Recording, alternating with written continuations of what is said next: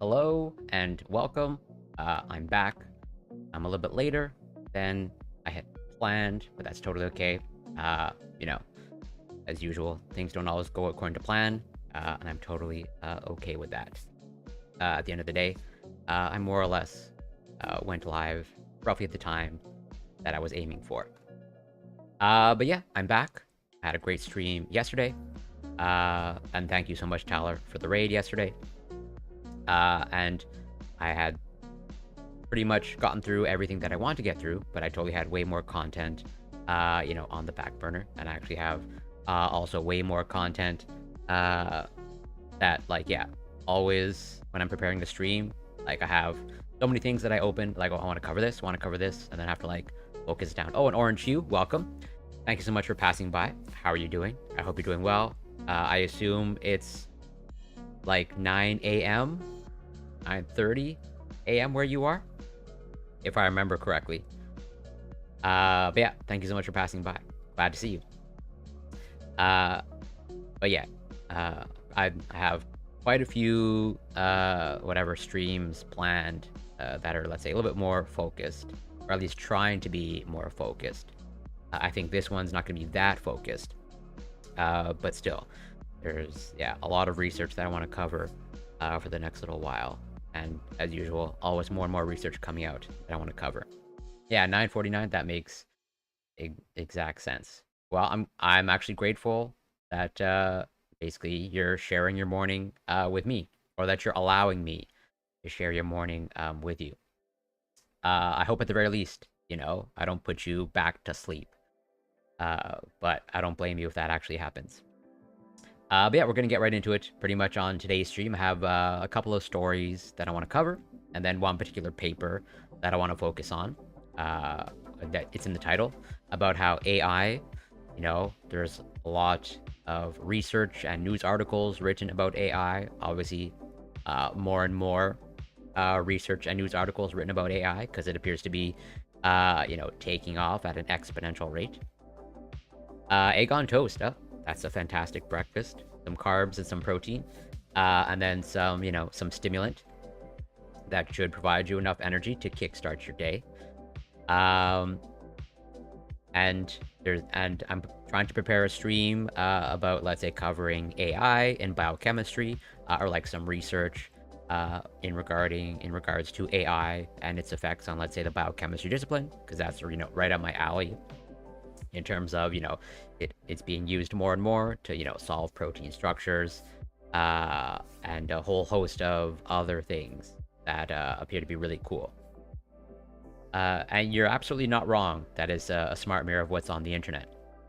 But that is actually like one of the huge challenges, right? Of like pretty much focused information. Yeah, and you're absolutely not wrong there. Warts, lies, and all. That is pretty much literally what the research is about, or maybe one edge of that double-edged sword. It's clearly a powerful tool, and I've covered some of the benefits of AI, and I have other research that I want to cover about the benefits of AI, especially when it comes to like medicine and its ability to improve productivity. Oh, and that's pretty true. Welcome, good to see you. I'm pretty sure I saw you in Wix chat like 20 minutes ago, I believe, if I remember correctly. But yeah, the uterus transplant, also super cool. Lots of potential. But we're going to dive right into it because there's quite a few news stories. This one, again, I'm going to be covering a little bit of the not so nice side of science, and I guess also the not so nice side of AI. So, starting with this is not really, science or research. It's just more, I just think this is a cool story. I cover climate science. I cover climate change. Although definitely not an expert. But I'm very curious how this is gonna like play out. And yeah, if you were there in Wix chat like half an hour ago, that was definitely mildly frustrating hearing some of that misinformation or just inaccurate information that was said on there. But what do I expect? I kind of expect these things to happen. But I'm super curious how this is going to play out. This basically German supermarket trials charging true climate cost of foods. Penny chain raises price of products including wiener sausage, cheese, and yogurt in week-long experiment.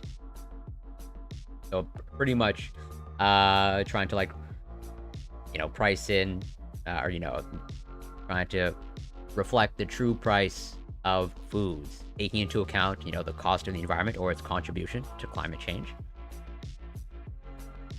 I wonder if maybe it has a genetic influence of uterus. So I just want to make sure I understand your question correctly. Are you asking like, so the baby that's conceived or is being carried in the transplanted uterus? Are you asking if the baby has an effect on the pregnant individual, or the other way around? Of like, does the transplanted uterus, have a genetic effect or any other effect on the baby? Or has genetic effects of uterus? Yeah, I just want to make sure I understand your question correctly, so that I can answer it as best I can. Similar to a soda tax. Like basically, well, the best example that I can use is, so obviously I'm in Canada, and we have universal healthcare. So, the public is taxed to fund our healthcare system. And so it's kind of a little bit of a, we're all in it together, so to speak. And so as a result of that, at least here in my province, we heavily tax, although I would say not heavily enough, but we do tax tobacco cigarettes.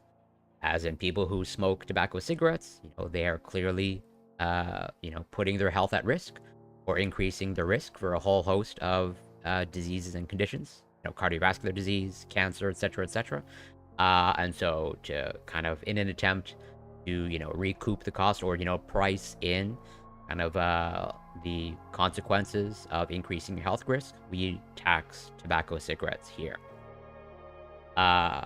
And so, yeah, it's a little bit of like a soda tax of like in that vein of like, people that can, I don't know if we actually tax soda heavily here since I don't really buy that much. But yeah, I can see it in that vein of like, since, excess consumption of soda or, I guess carbonated sugary drinks can also increase your risk for a host of conditions. And so, yeah, again, you kind of take into account of like the potential increase risk to your health as a way to like, offset that potential cost to the healthcare system. It is an excellent question. It's not a random musing. It's a totally valid question. That I don't think there's an actual clear answer to that. I think those are things that they're going to try and tease out, because as mentioned in the story, the baby that was born, that was essentially like literally the first baby that was born outside of a clinical trial. And I haven't tracked down yet how many children were born like inside the clinical trial setting, but I can't imagine it's that many. Probably like, single digits or maybe like a dozen or two.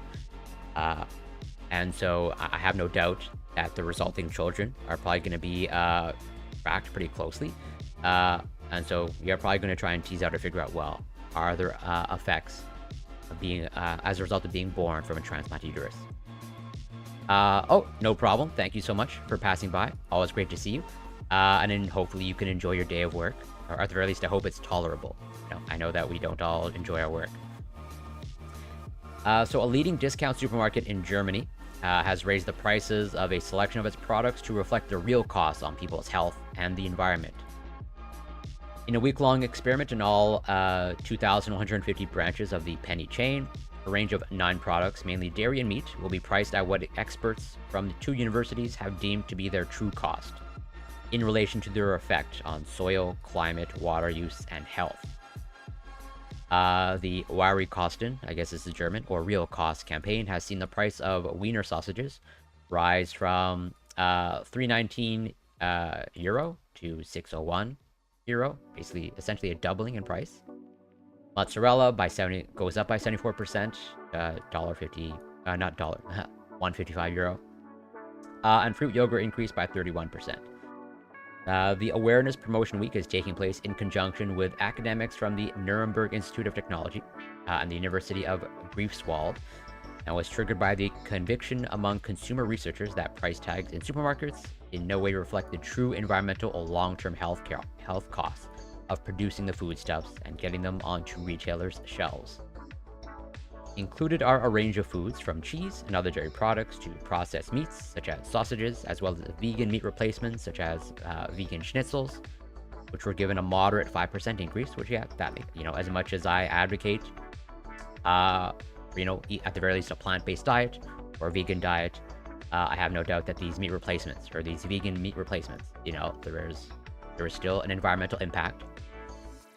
But I think it's pretty clear, based off of the price increase, that it's, much less than, the animal-derived products, such as the mozzarella cheese. Wiener sausages and the popular Asdamer cheese, which has risen by 94% to 484 euros, are among the items to go up most in price. Oh, I'm sorry, I missed this. That's pretty true. So there was that Stanford president scandal. Basically, the president of Stanford, who is Canadian, resigned from being president of Stanford because pretty much a fair amount of the research, or a significant portion of the research, was found to be, at the very least, poor quality, if not outright fraudulent. But they were not really penalized. They're just voluntarily stepping down from their position. And yeah, the superconductor scandal, I covered it a little bit. But I am sort of trying to actively follow it. It seems like, it's basically an ongoing developing situation. Regarding the cheese, the scientists calculated hidden costs of 85 cents for climate-harming emissions such as methane and CO2, as well as 76 cents for damage to the soil from intensive farming and animal feed production, 63 cents for the effect of pesticides used, including their impact on the health of farmers, as well as 10 cents for pollution of groundwater through the use of fertilizer. Louis 13, welcome. Thank you so much for passing by. Always great to see you. I also always appreciate your commentary. Well, if I'm curious as to, I understand this is a sarcastic comment, but I would potentially have no problem, pricing that in of I made this joke on a panel a few weeks ago because there was this news story, without going too much on a tangent. Let me just try to see if I can bring up the news story.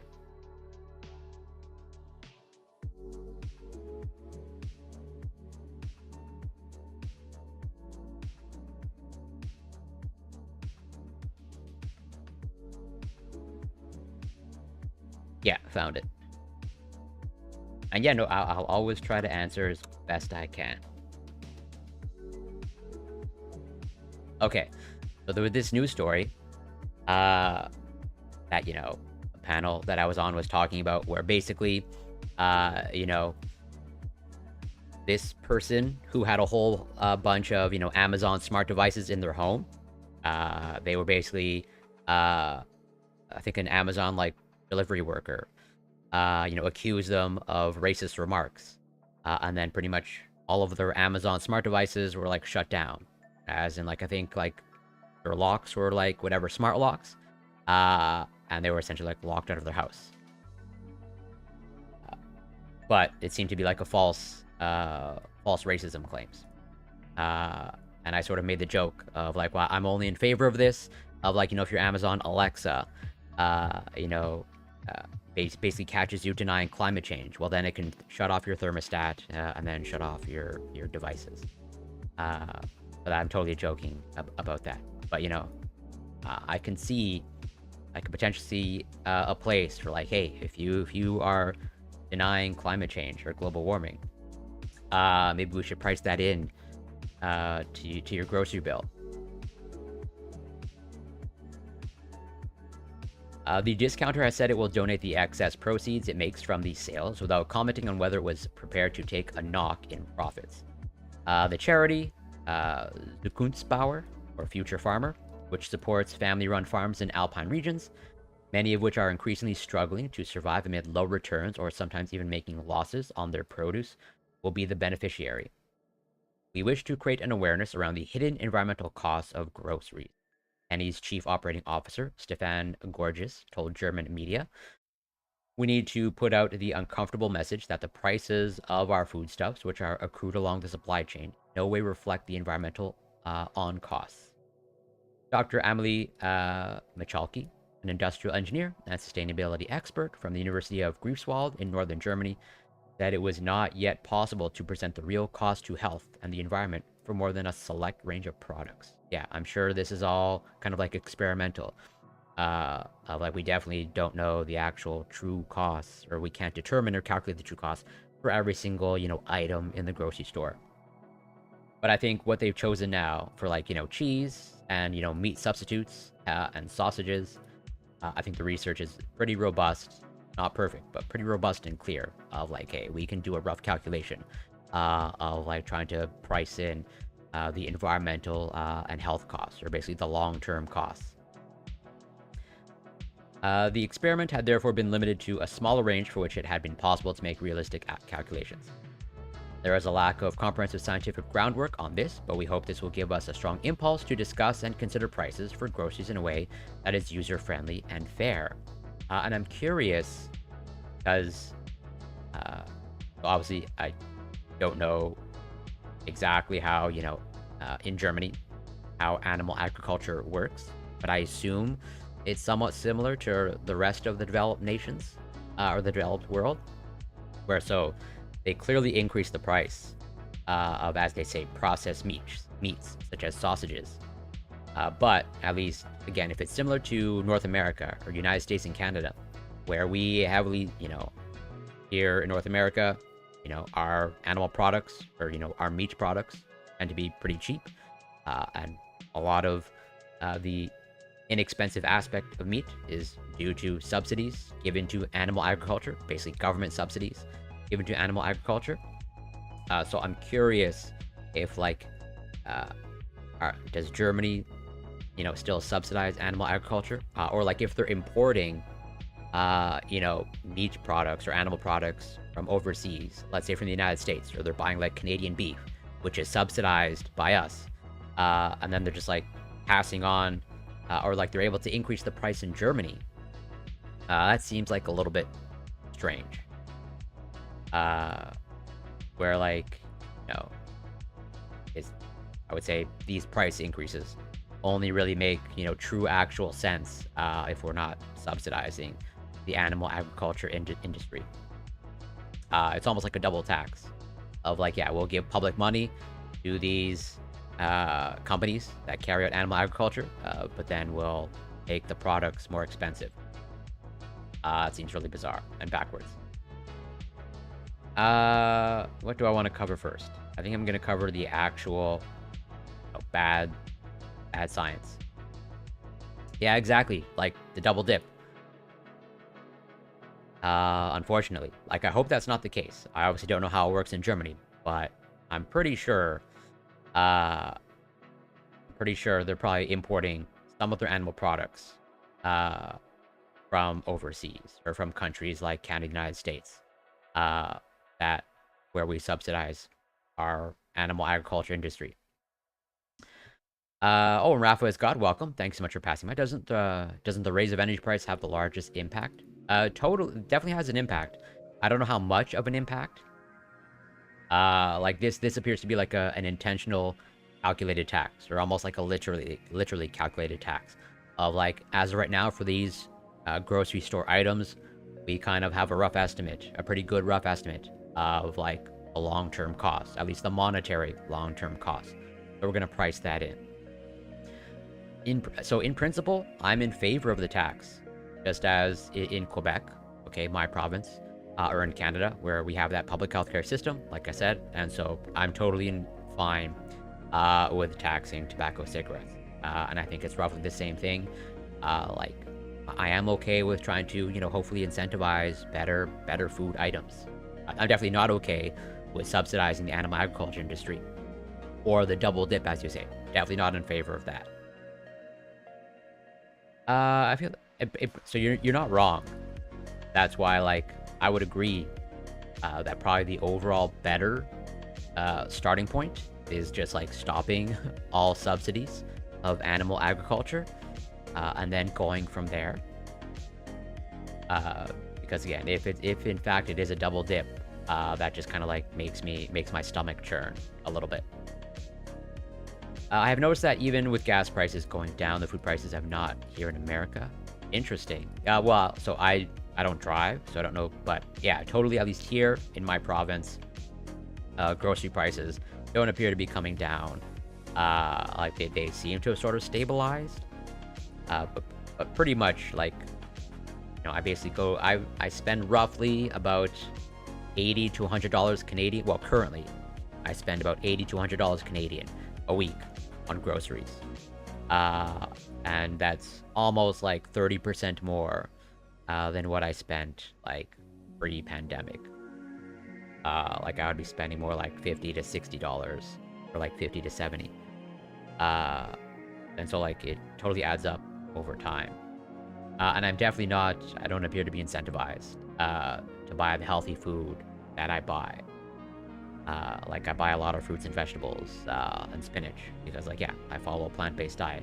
And like those food items, like I don't know, like yeah, we're subsidizing, animal agriculture, but we're not subsidizing whatever, big banana or like big tomato. Which I'm not saying that we necessarily should, but I'm just, it seems like we have our priorities kind of backwards. Like it seems like we're subsidizing, some of the most unhealthy food products that have like the most negative consequences to our health and to our environment. So, pretty much all bad. That makes sense. I have no doubt that pretty much, yeah, the price of everything is going up. Like I've definitely noticed that. And like again, in Canada, we've attempted to address it by giving people basically extra money. But it's like we basically from the Canadian government, they basically gave you like a free like $100 or $200 to address the rising prices of groceries. But that's like that barely makes a dent for most people, or for most middle class or working class individuals. That covers like just an extra week or two of groceries. Surgeon Paolo Macchiarini. So actually, start with the title. Speaking of transplant, but totally different transplant aspect, and this is not a good story. Covered uterus transplant yesterday, and here transplant surgeon sentenced to prison for failed stem cell treatments. Paolo Macchiarini found guilty of gross assault against 3 patients on whom he tested synthetic tracheae, I guess, or basically multiple trachea. Surgeon Paolo Macchiarini, who was once hailed as a pioneer of stem cell medicine, was found guilty of gross assault against 3 of his patients today and sentenced to 2 years and 6 months in prison by an appeals court in Stockholm. The ruling comes a year after a Swedish district court found Macchiarini guilty of bodily harm in 2 of the cases and gave him a suspended sentence. After both the prosecution and Macchiarini appealed that ruling, the Svea Court of Appeal heard the case in April and May. Today's ruling from the 5-judge panel is largely a win for the prosecution. It had asked for a 5-year sentence, whereas Macchiarini's lawyer urged the appeals court to acquit him of all charges. Off topic is fine, but I did not see the Devon Archer hearing. In fact, not even 100% sure. Like, the name Devon Archer brings something in my brain.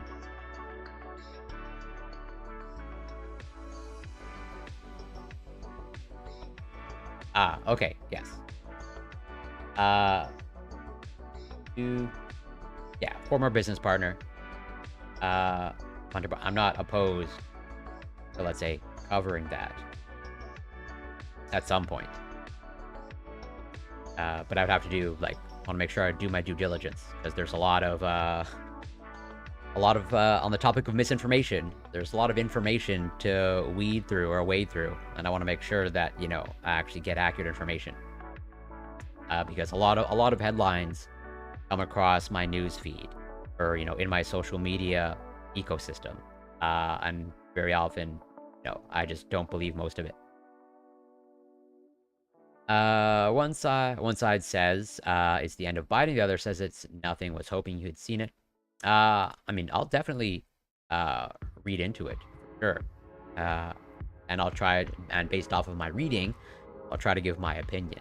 But I can't guarantee that, you know, I'll be able to do the deepest of dives.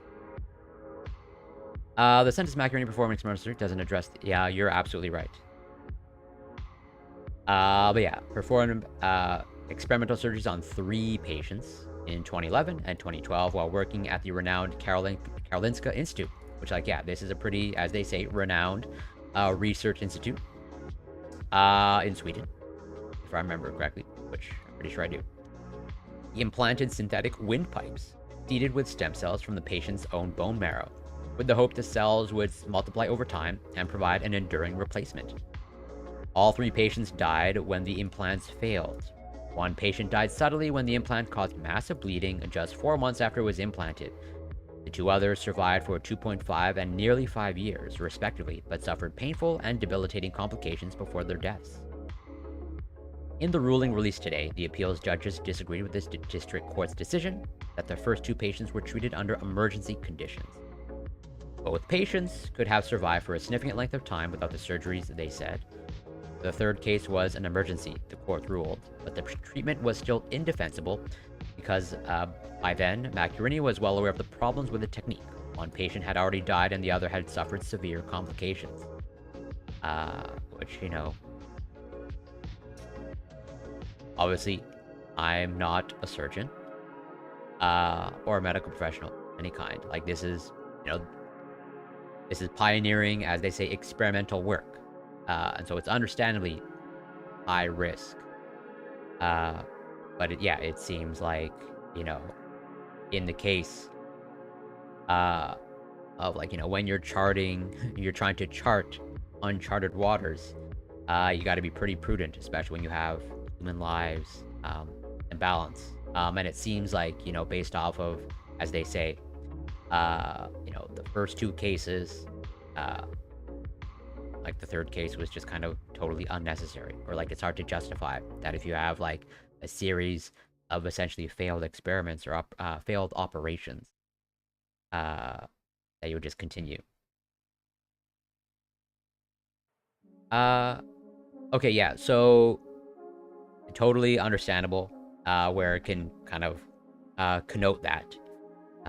But I don't think in this case, I think they really are using the term experimental as exactly sort of in a literal sense of, like, this is basically, you know, this is not conventional surgery, you know, carried out by some, you know, random surgeon, of like, this is essentially like pioneering work of like this individual is probably like one of the only one, if not the only one, that is able to do this surgery.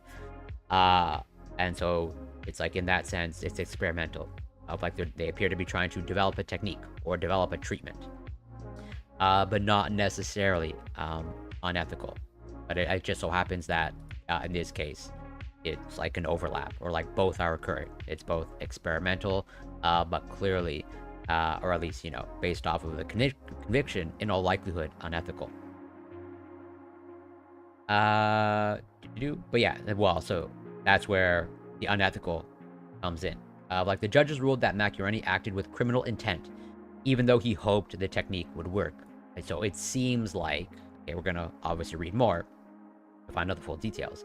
But, you know, it seems like he basically wasn't like doing his due diligence of like, hey, if he's trying to carry out this pioneering work with patients' lives, or, you know, people's lives hang in the balance, then obviously you got to be like super careful. And it seems like he basically wasn't doing his due diligence of like, hey, it doesn't seem like your pioneering work is actually working. So like, why are you continuing to put these patients at risk? Or why are you continuing to carry out this operation without first trying to like figure out what's going wrong? Because like, yeah, it's pretty much, I think, explained here. They were persuaded by the evidence that he was fully aware of the risk that the procedures would cause the patient's physical injuries and suffering, and that he was indifferent to the realization of these risks. So basically, yeah, not doing their due diligence of either not actually taking into account the actual risks, or like not communicating it to the potential patient, or both.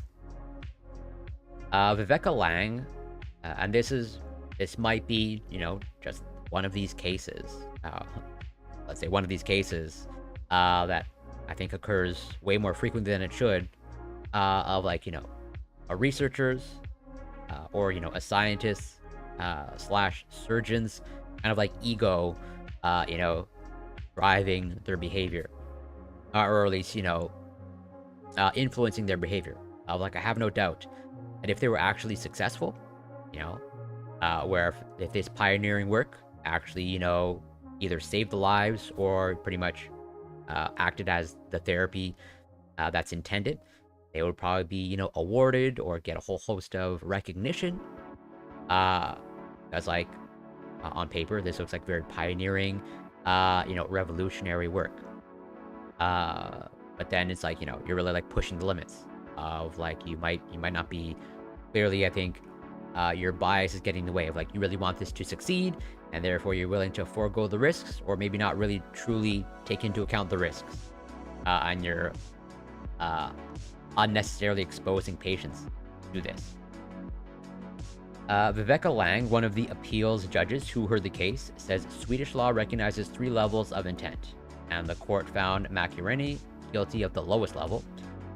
Even if it was not his purpose to harm the patient, he says, was he aware of the potential risk, and did he do the surgeries anyway?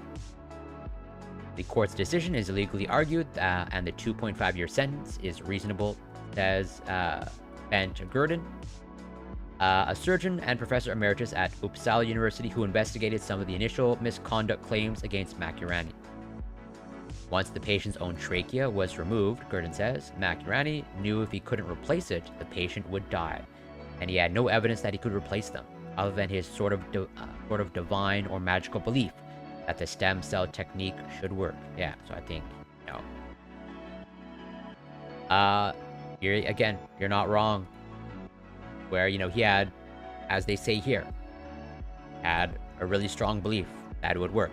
And I think part of that belief was driven by his ego of like, he was heavily invested on this being successful. Because if it's successful, this is actually, groundbreaking work. Oh, and Bob Marley, welcome. Nice to see you again. Hope you're doing well.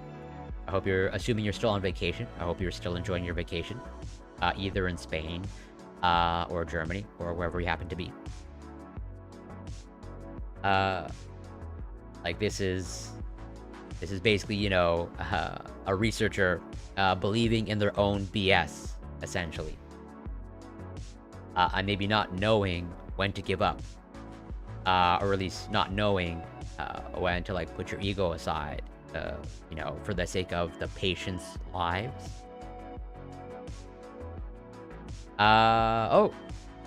Well, if you want to share, but you're not obligated, I'm curious. Hopefully, well, clearly you survived, which I'm super happy about. I'm hoping that basically was as described, of like fairly quick, and maybe uncomfortable, but I think tolerable. And also I hope that, I hope at the very least it gives you answers. As in if you're having some sort of issue, that actually you don't require further testing. Like, they found the potential cause of your issue.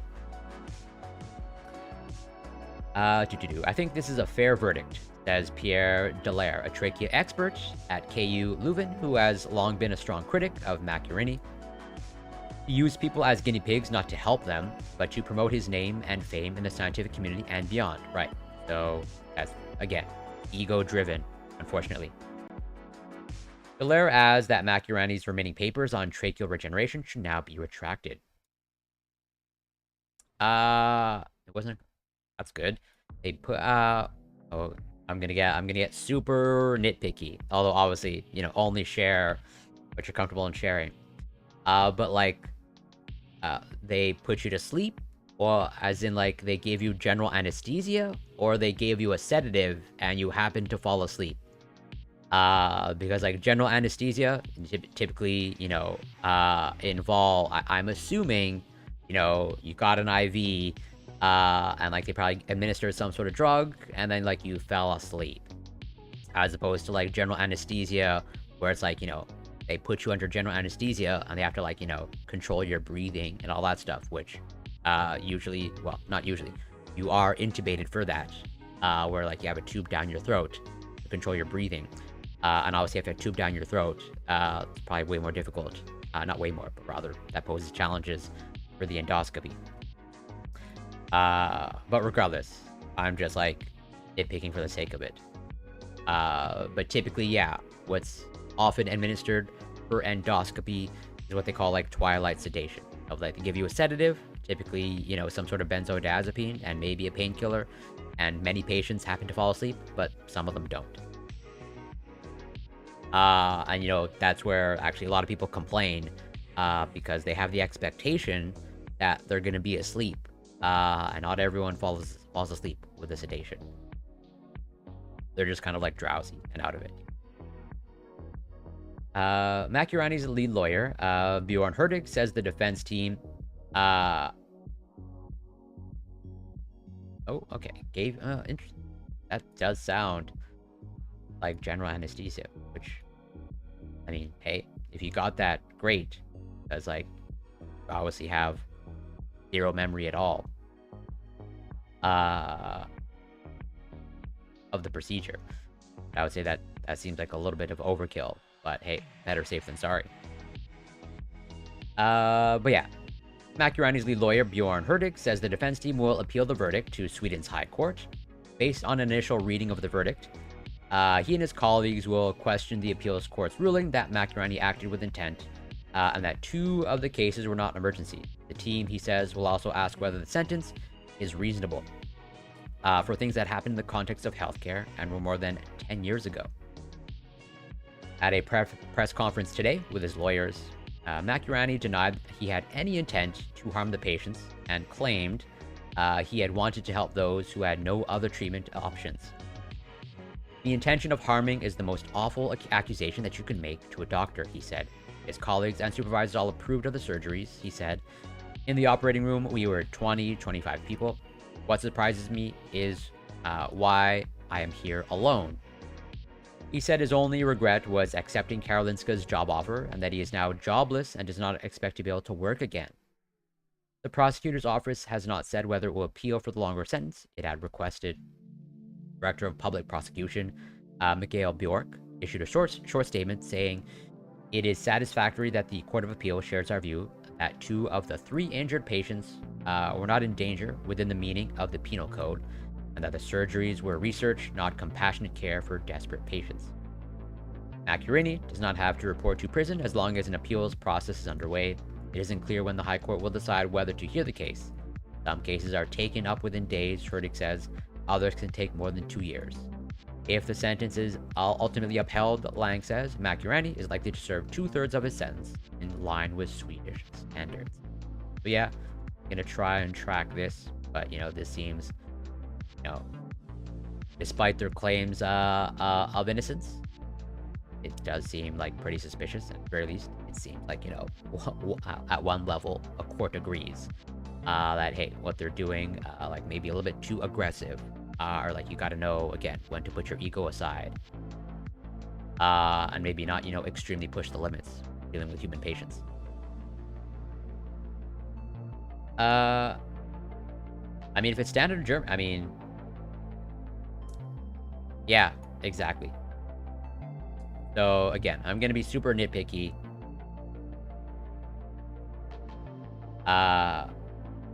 Because that's just like my thing.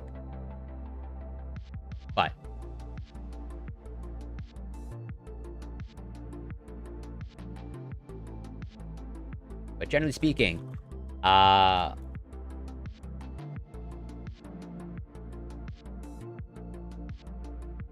for, let's say, international guidelines for endoscopy, do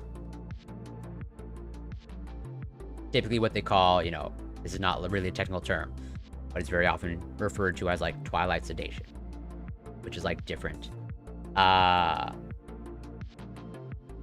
than actual general anesthesia, which is like usually some sort of combination of a sedative with a painkiller, typically like a benzodiazepine with, as they say, they'll show here, with benzodiazepines and an opioid, often fentanyl.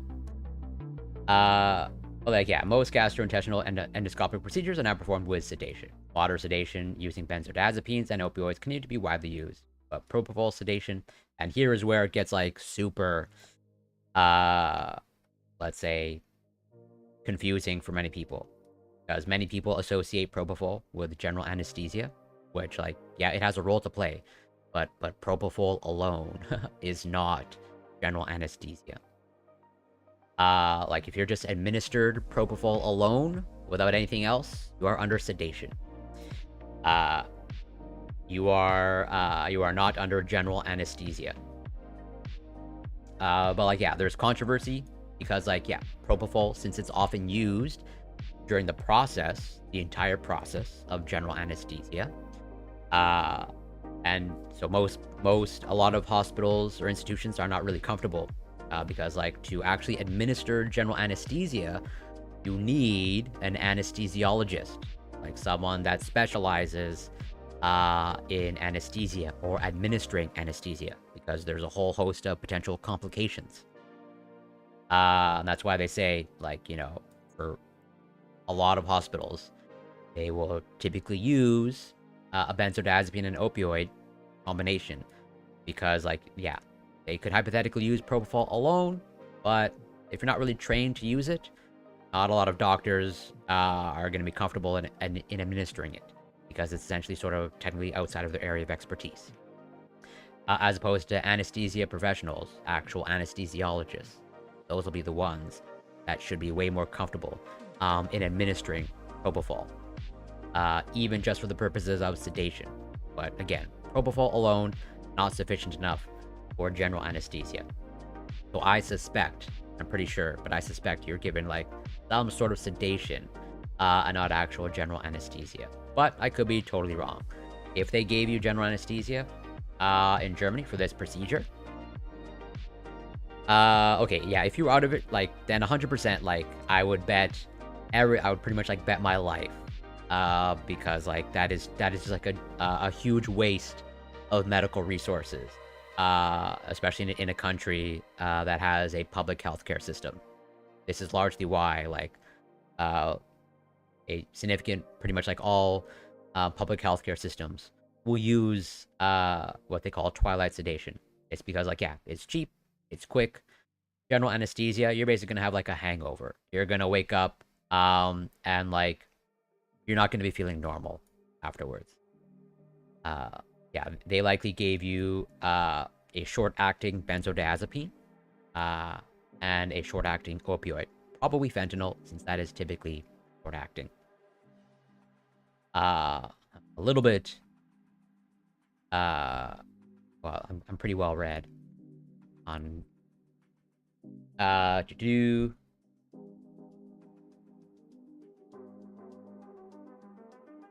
that's like whatever, since I regularly undergo endoscopy procedures, I read into the guidelines, at least the Canadian guidelines, and even the international ones. Like, I typically know what goes on, at least when it comes to, like, sedation for endoscopic procedures. So yeah, I'm, like, pretty much almost absolutely certain you're just given some sedation. At the end of the day, what matters most is that it was quick. It seems like you had pretty much no memory, or you basically didn't experience the procedure since you were asleep. Just great. Pretty optimal. Because again, many patients become confused of like, when the doctor says I'm going to be giving you, the drug cocktail now. Many patients have the expectation that they're going to be asleep, and that like they're not going to experience the procedure. But that is a misconception. Like, unless your doctor is telling you that you're going to be put under general anesthesia, like, you should never have the expectation that you'll be asleep. And so like many patients kind of like get traumatized, understandably traumatized, because like they're expecting to go to sleep, and then they don't go to sleep, and then the doctor like starts the procedure, and they're like, hey, well, like, what's going on? Like, why am I not asleep? Well, how a person responds to sedation is pretty much unique to the individual. Some patients will go to sleep. Other patients won't.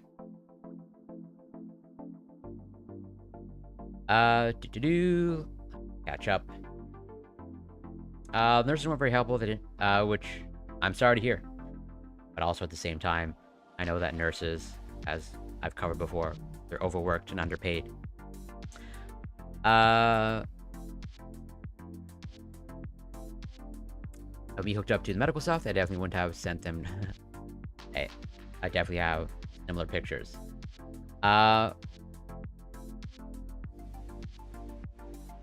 If that's even that, like, I guess the actual question is, like, when you answered yes, did the doctor that you're speaking to, like, administer something? Or did, like, some other professional come in? Because, like I said, like, to be placed under general anesthesia, you pretty much, like, well, in a developed country, that's pretty much almost always going to be administered by an anesthesiologist.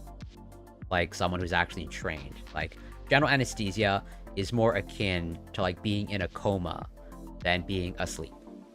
Because, like, when you're under general anesthesia, like, your instinct to breathe, or, like, the processes that are in charge of your breathing, get shut down. That's why you need to have, your breathing needs to be supported under general anesthesia.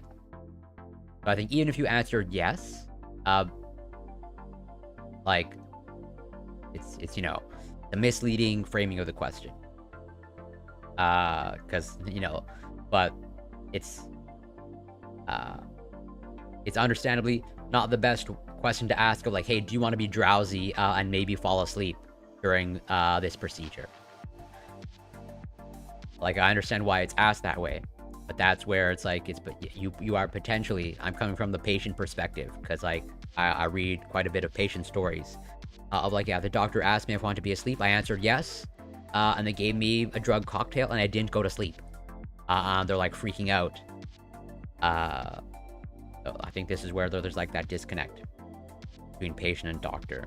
And, like, I think doctors in that scenario should be, like, way more clear and explicit about what's about to happen. But yeah, I'm being super nitpicky. But obviously I'm kind of passionate about these things. Because, like, yeah, I read a lot of patient stories.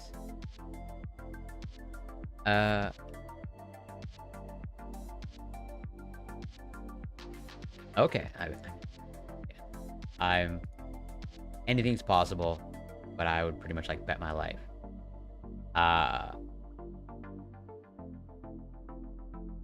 I pretty much bet my life that you're pretty much just put under sedation and not general anesthesia. That is, like, pretty extreme. That is a good question. Actually, probably Bob Marley is way more qualified to answer that question than I am, of whether stagflation is considered worse than inflation.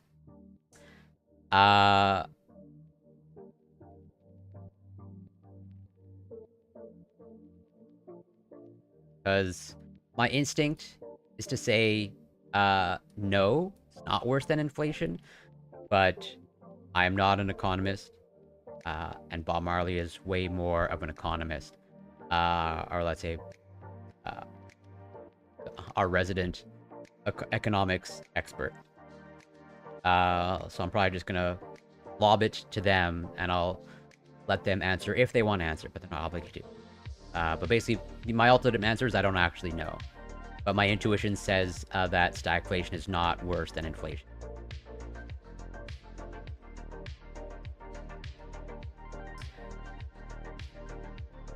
I'm pretty sure the sleeping was guaranteed from everything I heard, but I'm also sure it wasn't anesthesia because it'd be breathing. Yeah, if you're breathing through your nose, like I have no doubt that they gave you like a pretty high dose that, you know, they can be like highly confident that you'll go to sleep. Like I have no doubt that'll be like whatever, 95% of patients or like 98% of patients will like fall asleep, given the drug cocktail that you're given. But every once in a while, there's going to be that patient that does not respond. So, bias in science. On the topic of bad science, I've covered some pretty much poor quality science the past few streams. I covered, as mentioned earlier, I covered the resignation of the president of Stanford, the voluntary resignation of the president of Stanford as a result of, as a result of Stanford investigating Stanford. And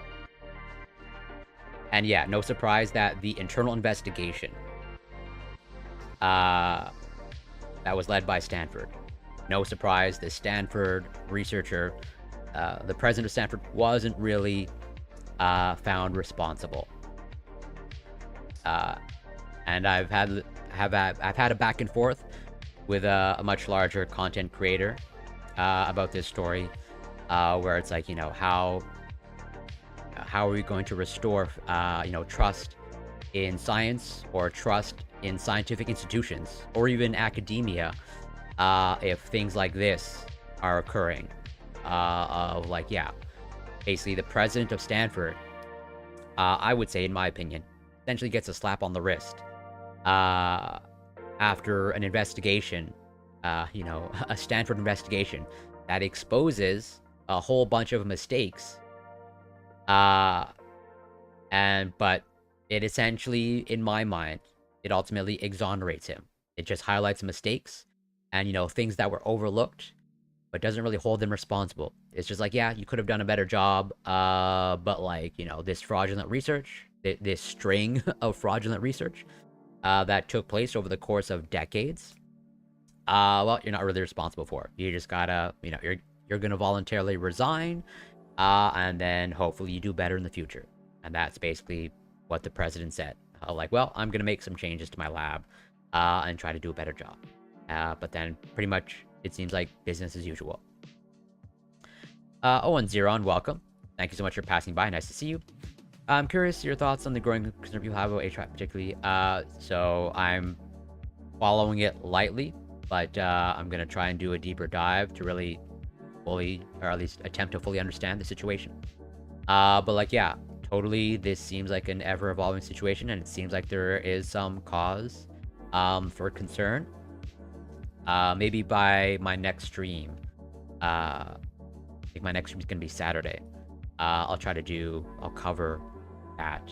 I'll inform myself and then cover it on Saturday. Interesting that general anesthesia is a coma-like state. So general anesthesia, again, I understand why people just think of it as going to sleep, but it's way more in depth. That's why you even have there is a whole spectrum of, let's say, sedation, whoopsies, up to, why does it keep doing that? What am I clicking on? There's a whole spectrum of, let's say, sleepiness to general anesthesia, where you have light sedation, moderate, deep sedation, or under the broad category of twilight sedation, and then general anesthesia. Whereas you are unconscious and have no awareness or sensations. And why pretty much everything I click on here, a link. Annoying. Because so for general anesthesia, okay, where you are pretty much, especially for surgery, for pretty much just about every invasive surgery I guess maybe the exception of brain surgery. Very often brain surgery, since there's no pain sensations or no sensations in the brain, you can actually like touch the brain when someone's awake and they'll feel nothing. But like, let's say for myself, when I had abdominal surgery, okay, where they cut through my abdomen, like you are essentially paralyzed. Because like, yeah, if you're just asleep and like if you're dreaming and you're moving around, they don't want that during surgery. Like they want you like basically like a cadaver, but you're an alive cadaver, of like pretty much like no risk of like movement, or like waking up, although there's a little bit of an asterisk there. There are some very exceptionally rare cases, horrific cases of people waking up, well, let's just say waking up, people regaining conscious awareness during general anesthesia, but they are still under the effects of the paralytic agent. And like they actually like hear and feel the surgery, but they are essentially trapped in their own body. And these patients are understandably traumatized, because like these are, I want to make it clear, these are exceptionally rare cases, but it is a known thing and it understandably freaks people out. I was under anesthesia as a kid once when I had my tonsils removed. I remember after waking up I had to, and that makes total sense. I don't think you can decline, like I don't think any doctor, I guess it would depend on the type of surgery, but if it's like abdominal surgery and you're just saying, hey, cut me open, I can take you cutting open into my abdomen. I don't know for sure, but I don't think any surgeon would allow that. I don't think they really want to be cutting into even localized, even local anesthetic, probably wouldn't cut it. Like totally for some surgeries, for some operations, like there's multiple options. But I think for the vast majority of like invasive abdominal surgeries, or like ones where basically they're manipulating something inside of you, except for maybe your brain, I don't think they're gonna want to, have a patient that's awake, especially depending on the surgery. Like they don't want a patient also, again, moving around or any risk of moving around, because like, if as they're cutting, you move around, like obviously a whole host of things can go wrong. So like really, I don't think you're gonna find many surgeons, where if they're, I don't think you're gonna really find any surgeon that's going to be willing to like cut into your abdominal cavity, unless you're under general anesthetic, because like you're pretty much setting up that surgeon for failure. Because again, you got to be perfectly still. They want pretty much absolute control of the situation. But yeah, you have that local anesthesia, and like you had sedation, also known as monitored anesthesia care, although I don't think that's the best term. Is what people have often referred to in the past as twilight, right? Like I mentioned, twilight sedation. But like, you're basically, you're on the spectrum. Many people go to sleep. If not the vast majority of people go to sleep. For some people, they just feel drowsy and relaxed. That's actually what happens to me when I have endoscopy procedures. Since I've had a lot of experience with benzodiazepines, opioids, they don't really have much of an effect on me. So like when I go and get my endoscopy procedure, it's like, I'm sleepy and drowsy, but I'm totally awake and aware. And different levels of sedation, as opposed to like general anesthesia. You're unconscious, no awareness, and you have a breathing tube or mask, because again, you pretty much like, it's more akin to like a coma, where you can't move, and like the processes that are in charge of your breathing don't really function anymore, or they don't reliably function, so they want to breathe for you, or make sure that you're getting enough oxygen. That's why, whoopsies, again, all these links. That's why general anesthesia will pretty much, again, for most developed countries in their healthcare system, general anesthesia will be administered by an anesthesiologist. So I can only go by my experience. I think that will depend on the doctor's office, and also the extent of how they think, how invasive they think the procedure will go. When I had my wisdom teeth removed, and I had all 4 removed at the same time, they didn't really have to dig them out or anything like that. They were already pretty much fully grown. They were just removed to essentially prevent future overcrowding in my mouth. But I know for some people, to get their wisdom teeth removed, it's a potentially at least way more invasive than what I went through. Mine was fairly quick. It was 45 minutes, all 4 removed, and then basically I was pretty much mostly fine, except for the wounds in my mouth, in 24 48 hours. And I had I didn't have any swelling in my face or cheek. And so and I know that's a common outcome for many people that have their wisdom teeth removed, because they gotta dig them out, or it's way more invasive, as opposed to my teeth were just all fully out, and they basically just had to kind of yank them out. I guess, put it crudely.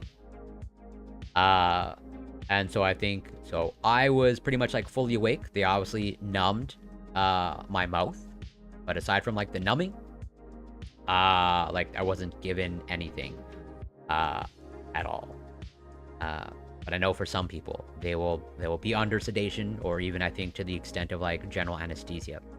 You can administer I think general anesthesia in a dentist's office. They obviously need to just have the appropriate professionals and equipment.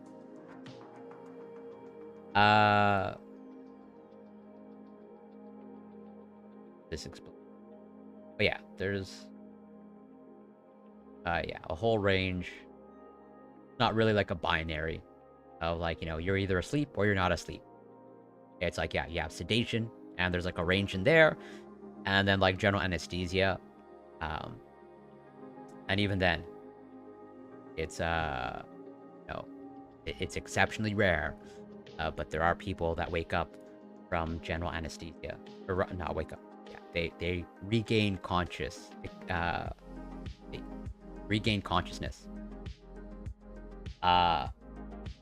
during general anesthesia. It has a specific phenomenon.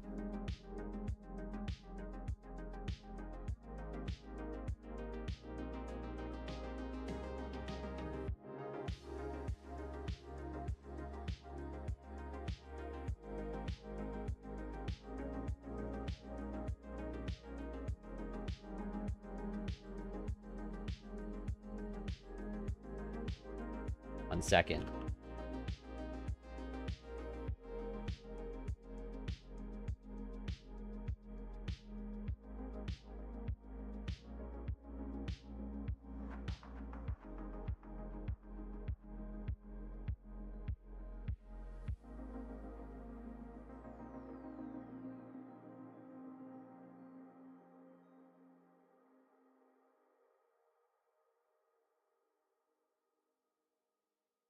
Yeah.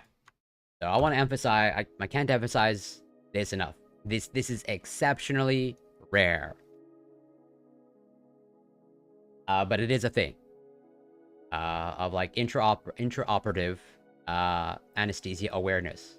Of so the point of general anesthesia, it's you're supposed to be asleep, no awareness. But as a result of the general anesthesia, you are paralyzed. It's 2 separate processes of you are pretty much, you're trying to eliminate the conscious awareness of the brain, but you're also at the same time with, different set of drugs, you are um, trying to eliminate, the ability for your muscles to move. So it's like two separate things. So it's like this general anesthesia, it's not a binary. It's not like you're either, under general anesthesia or you're not. It's like, yeah, we're trying to eliminate conscious awareness, and we're also trying to eliminate any chance that you move. And April, welcome. Thank you so much for passing by. Good to see you. And thank you so much for the kind words. How are you doing? I hope you're doing well. I hope, if I remember correctly, I hope your hand is healing nicely.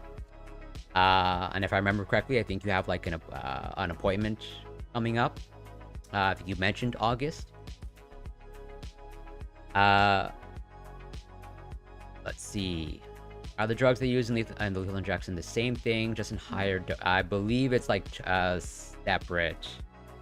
And also I think I'm definitely not an expert in lethal injections, but I think lethal injection is going to be different from state to state on how they do it. And sometimes they kind of like wing it, or like sometimes they don't always have access to the things they need for lethal injection, and so they'll come up with like a random cocktail that they hope there's some really bad horror stories for lethal injection, and essentially botched lethal injections. But yeah, awareness under anesthesia is a preventable complication that can lead to significant psychological sequelae, including anxiety, depression, and post-traumatic stress disorder. Yeah, so it's understandably potentially a pretty traumatic experience. Because, like, obviously depending on what type of operation that you are experiencing, it's like there are some cases out there where it's like, this person is having invasive surgery. Like, I don't want to fearmonger. I can't emphasize how rare this is. And this is coming from someone who has had abdominal surgery, okay? And so, like, this wouldn't necessarily prevent me from having any future surgery. But, like, these are things that I, like, want to be aware of. And I would totally be asking my future surgeon these things. And this is why, like, I want to be aware of these things. But it is exceptionally rare. Where it's, like, yeah, there's definitely some horror stories out there, but they are really exceptionally, exceedingly rare. But yeah, it's intraoperative awareness. Like, yeah, you are, as the term implies, you're being operated on, and the general anesthesia is not working as it's supposed to be working. And like you're essentially trapped in your own body. You've regained conscious awareness, but the paralysis is still working. So like you are still, you're essentially trapped in your own body, sadly. So it's understandably very scary to know about and read about. And there are ways, to, let's say, prevent this from occurring. At least, I don't know how common it is, but I think it's a little bit of an old school way. Let me just catch up with chat. How uncommon is it actually? Will the average surgeon have... no, the average surgeon, based off of what I remember of the numbers, the average surgeon, this is basically like whatever, like 1 in 10,000, 1 in 100, 1 in 100,000 cases. It's like this is pretty much the vast majority of surgeons will have never had a patient that had experienced this. Saw an orthopedic surgeon this morning. He gave me a new splint today and wants me back in 4 weeks. He said it's still broken and I tore a ligament. If it doesn't get better in 4 weeks, I need surgery, so here's to it. Well, progress is progress. I'm glad you're able to see the orthopedic surgeon, although I'm sorry to hear that, it's a little bit more of a delay, or you have to wait longer to get the treatment that you need. But I definitely know how frustrating it is, so my heart goes out to you. Let's see. The most ethical manner of execution is fine. Well, let's just say, not that I'm in favor of execution, but like if a state or province is going to have it, like I can make an argument for that. Maybe automated firing squad, I think. Oh, nothing, no worries. That, like, I appreciate you making the distinction. But I more or less understood what you meant. But it is, understandably important distinction. But yeah, I guess maybe a little too much of a tangent. But, I like talking about these things, or I like these tangents.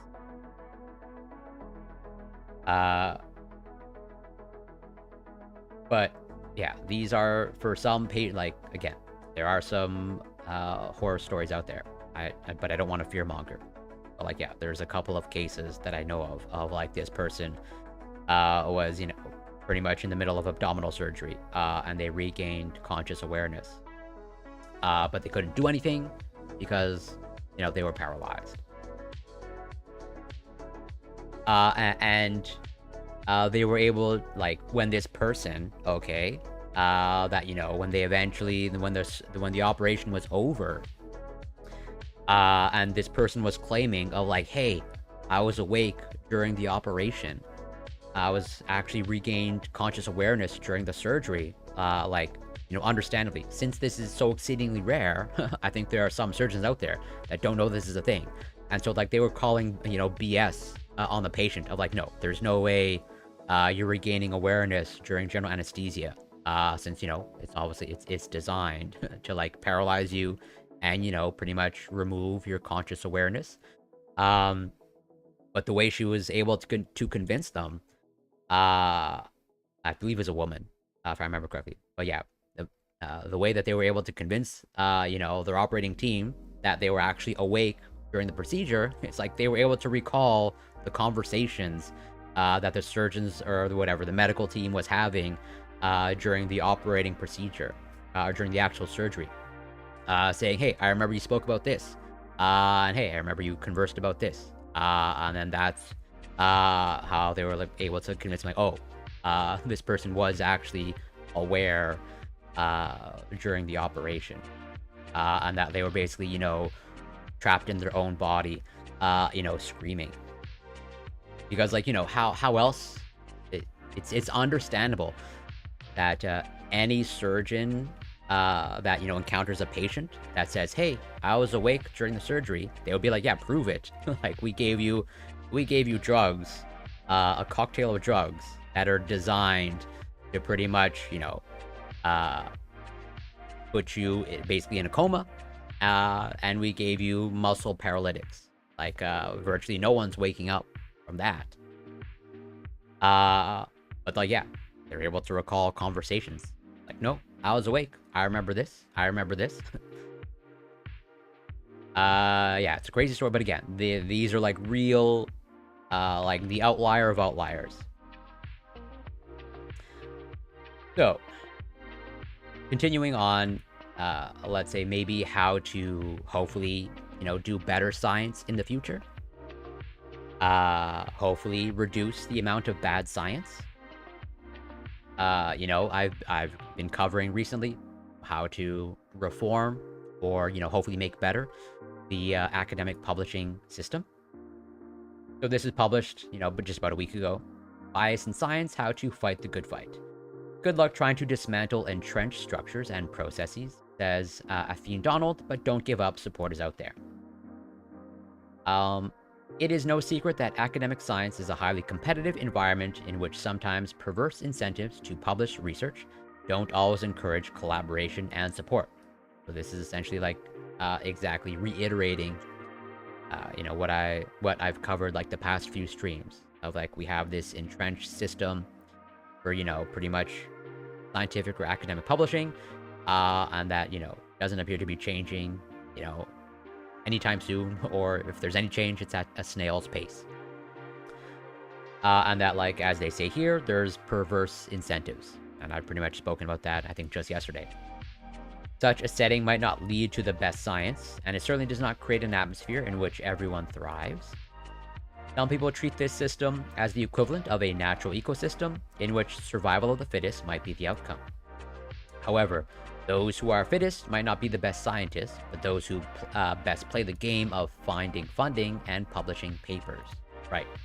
And that's something that I have a huge problem with, that, that I do talk about regularly, of like, the metric of success for a researcher slash scientist is how much you're able to publish.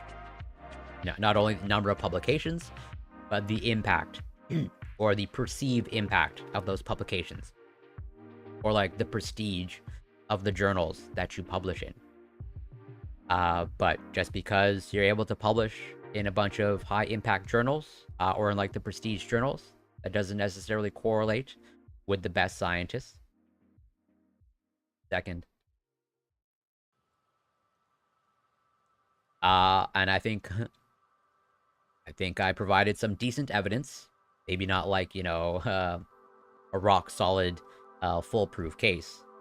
But I think that case of the president of Stanford, resigning, and like a number of their publications in Nature and Science, and Cell, pretty much, the top journals.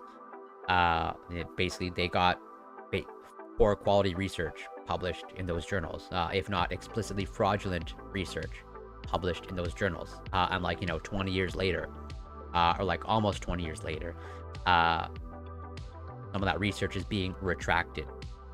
And so it's like, yeah, just because you're able to publish in Nature and Science, not necessarily mean that you're like the best scientist, or that you're actually even conducting good quality research. For early career researchers, this can feel disheartening, even alienating, particularly for those from underrepresented groups. Systemic issues are often correctly blamed for making the lives of people from these groups harder than those of their colleagues on the neighboring bench. This revelation came relatively late to me in my career, when I realized that my apparent failures were not necessarily down to my personal shortcomings, but also arose from systemic issues. To know it wasn't just my fault was both reassuring and dispiriting. What could I do to make my voice more persuasive in committee meetings, for instance, given that I typically do not win arguments? One apparent ally suggested I might want to take voice coaching to lower my voice. I did not follow the advice. Yeah, and I think this is fairly common, although obviously I'm not a woman, so I can't speak to the experience. But from what I know, from what I hear of friends and colleagues who are women, of like, yeah, how do you get yourself, or rather, there are researchers or people out there that just as a result of whatever sexism and a bunch of other things, they don't take women seriously, and then women have to adapt to that, or like they're trying to find ways to adapt to that. In my new book, Not Just for the Boys, Why We Need More Women in Science, I attempt to address what early career researchers can do to navigate these choppy waters.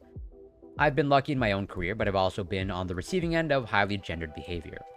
My work on the physics of starch granules was once decried as mere domestic science, and all I was fit for as a woman. I was told my turn would come next when applying for a senior leadership role, despite being more senior than a male rival who got the job. My turn never did come for that particular role. And Freedom Dow, welcome. Is bad science good science if it gets labeled? Because we learn from that moving forward with better. So I appreciate like the philosophical question.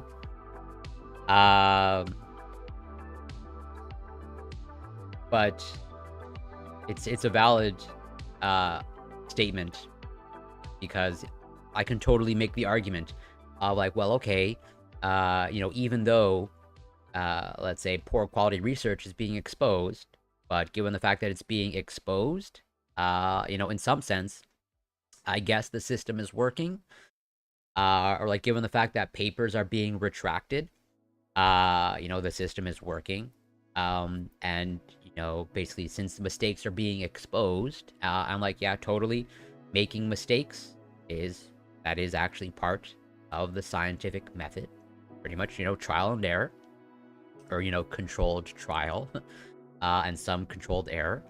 Uh, and so it's like, yeah, you can totally make that argument of like, is bad science good science? If we're able to learn the lessons from the bad science, as in it, I guess it's still technically contributing to the scientific endeavor. Since, going back 1 second.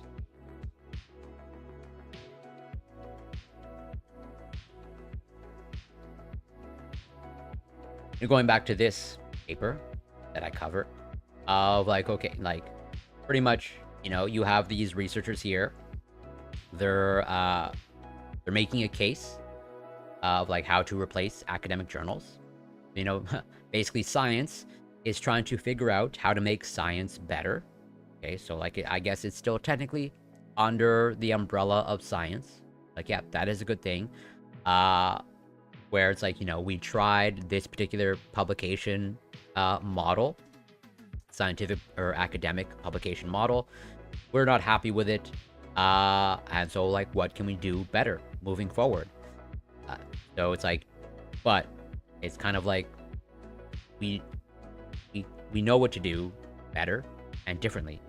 It just seems like it's a matter of like will or like it actually being carried out. So all that to say, I take your point of like, yeah, technically, bad science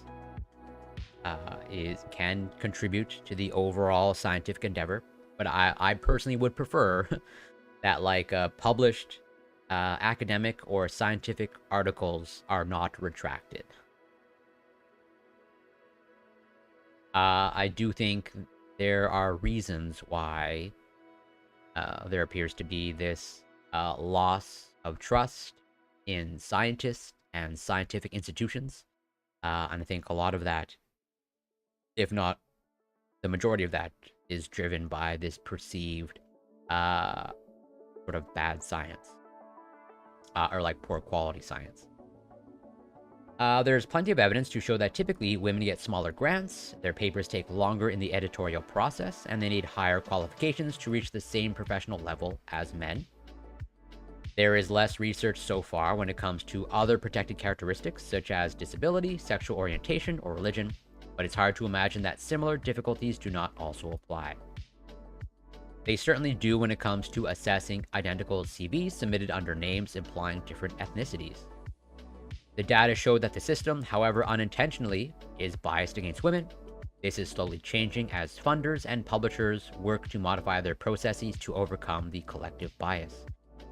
Junior researchers cannot single-handedly dismantle the bias structures and processes that still lurk. They can find the support they need to thrive. And again, this is also falls under this category of like, let's see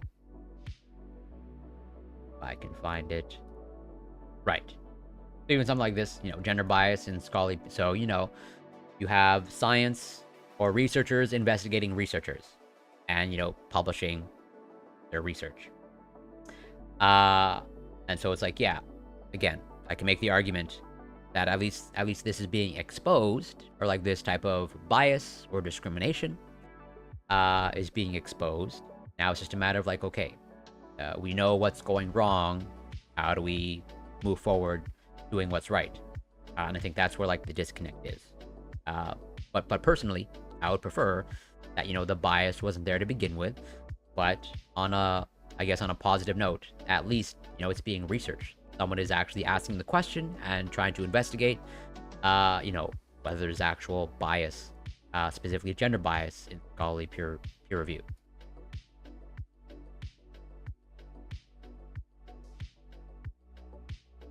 So it's like, yeah, I do trust science to basically reform science, basically applying the scientific method to how we do science now and make it better. The first piece of advice I would give is not to be frightened to ask for guidance. Many senior colleagues, whatever their gender, are willing to help others navigate academia, but you have to ask. Catch them during a tea break or send an email asking for help, perhaps to read a draft grant application or your CV. Or perhaps you want their help in finding a way through a more political impasse, such as needing to frame a request for more time on some expensive equipment, more laboratory space, or asking for funding to go to a big international conference. They might cast a light on strategies that work for them. Even when I became a professor, I still found it helpful to ask for help from senior colleagues about how to handle difficult interpersonal situations or how to win people over to support a particular position about issues such as the distribution of funds. Many supervisors don't put the time in to help, but even if they do, an external and objective view can provide fresh insights. If you ask and the answer comes back as no, you're no worse off. Build a support network. My second recommendation is to build a support system of peers, also of those who are more senior than you in the hierarchy, perhaps by a notch or two, perhaps by more. In my opinion, a woman does not need a woman to mentor her, although sometimes, and in some specific areas, it might be helpful. Having people singly or in a group to whom you can offload your problems and concerns can help if you're struggling. Just knowing that others have faced similar problems and perhaps found ways to ameliorate them can be beneficial. Setting up a journal club or a group pizza evening can help to bring people together informally. And Toby1 Kenobi, welcome. Thank you so much for passing by. And also, I believe I saw you in Wix chat earlier, or like a few hours ago. But yeah, thank you. Hope you're doing well. I assume you enjoyed the Wix content. I definitely had my issues with it and made it known. So finally, if you want to progress, sometimes it's important to take a leap into the dark and take on a role or task that might feel daunting. Opportunities turn up, perhaps a science festival talk, conference presentation, or an invitation to join a departmental committee. These might feel unfamiliar and uncomfortable, but only by challenging yourself are you likely to grow. When I switched fields from metals to polymers after my first postdoc, it was definitely a leap of faith, but it completely changed my life for the better. Corey, why do you think with more women going to college, they are not choosing STEM? Okay, you're asking an excellent question. I want to... there's nothing to forgive. If you screamed at me, it doesn't bother me. I'm used to being screamed at this point in this space. Or rather, like, screaming never bothered me, even outside this space. But it's more like now just people screaming at me over like silly things. So, yeah, you're asking a great question, Rafa, and I want to kind of like dispel this myth.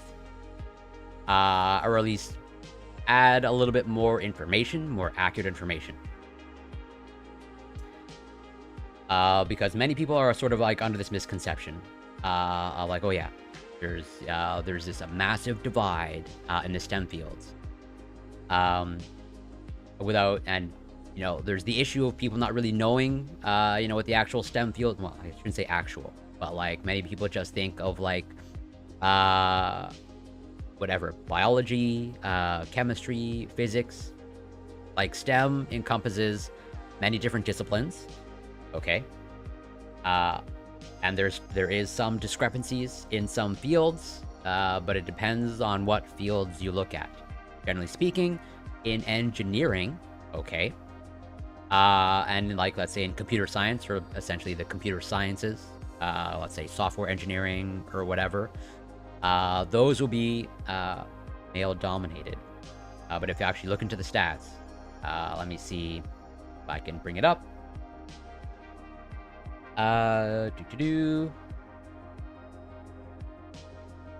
Right.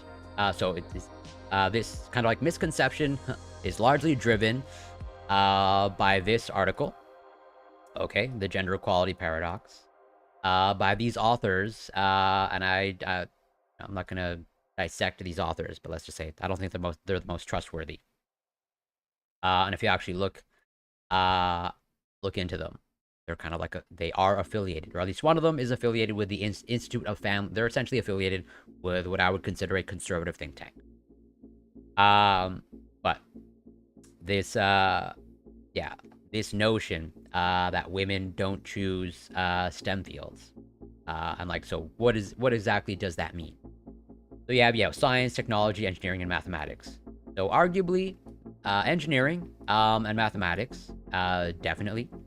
appear to be currently male dominated, but but then you have the S of STEM, science. That is, I would say, a pretty broad category, and that encompasses many disciplines.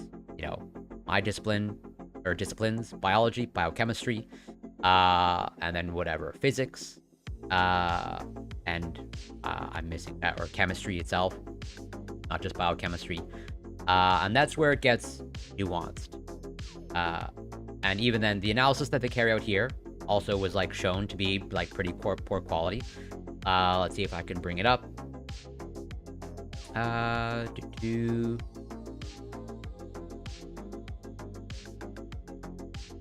Here.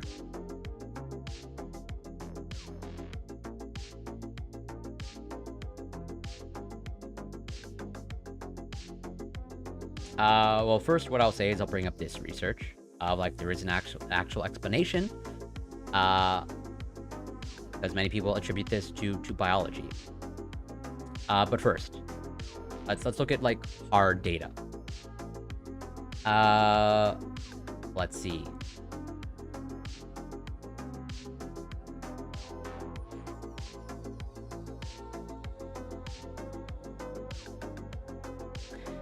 I agree with you. Technology also seems broad.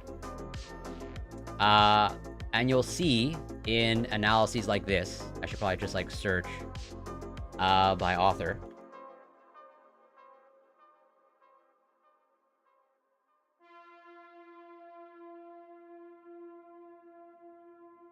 Oh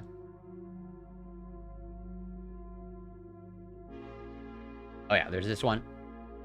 So this is by the same group of authors. This Stowett and Geary. Also Stowett and Geary. So this is like a follow-up publication. You can see I went through it. And they pretty much like carry out the same sort of analysis. But I would say their analysis is like pretty poor. Since this one.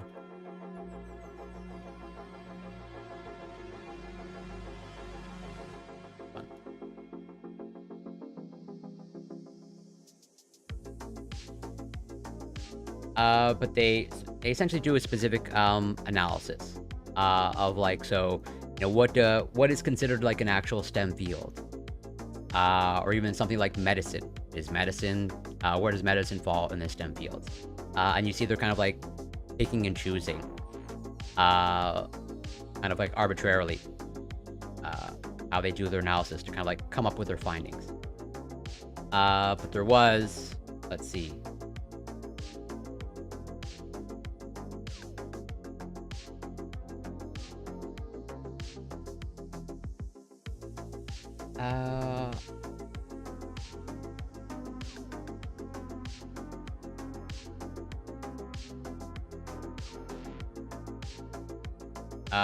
I'm gonna have to go to the web, but either way, let's look at the actual data. Okay, this is from the Department of Education Statistics. Okay, and this is pretty much like a breakdown of all bachelor's degrees, master's degrees, doctor's degrees conferred in the United States. And so, like, I think everyone now knows that pretty much when it comes to university is largely dominated by women. But many people still think that women dominate in the humanities or the social sciences, but that the STEM fields are still dominated by men. Which, like, yeah, on some disciplines, like the engineering and mathematics, dominated. But if you actually look at science, okay, if you actually look pretty much chemistry, biochemistry, biology, especially biology, that is heavily dominated by women. And this is just like a pure breakdown, like by the numbers. These are the statistics. I have them readily available on offhand. This is 2017, 2018, and I think fair to say that it's the situation has only gotten worse for men at the university level. So let's look at biology. I think that's a great starting point. So remember the columns. It goes bachelor's degrees, and then it goes total, male, female. So we're just going to look at bachelor's degrees. I mean, we can look at masters and doctorates, but it doesn't really change all that much. And I think it's fair to say that, like, yeah, the vast majority of degrees conferred are bachelor's degrees. So first column is the total, second column is males, third column is females.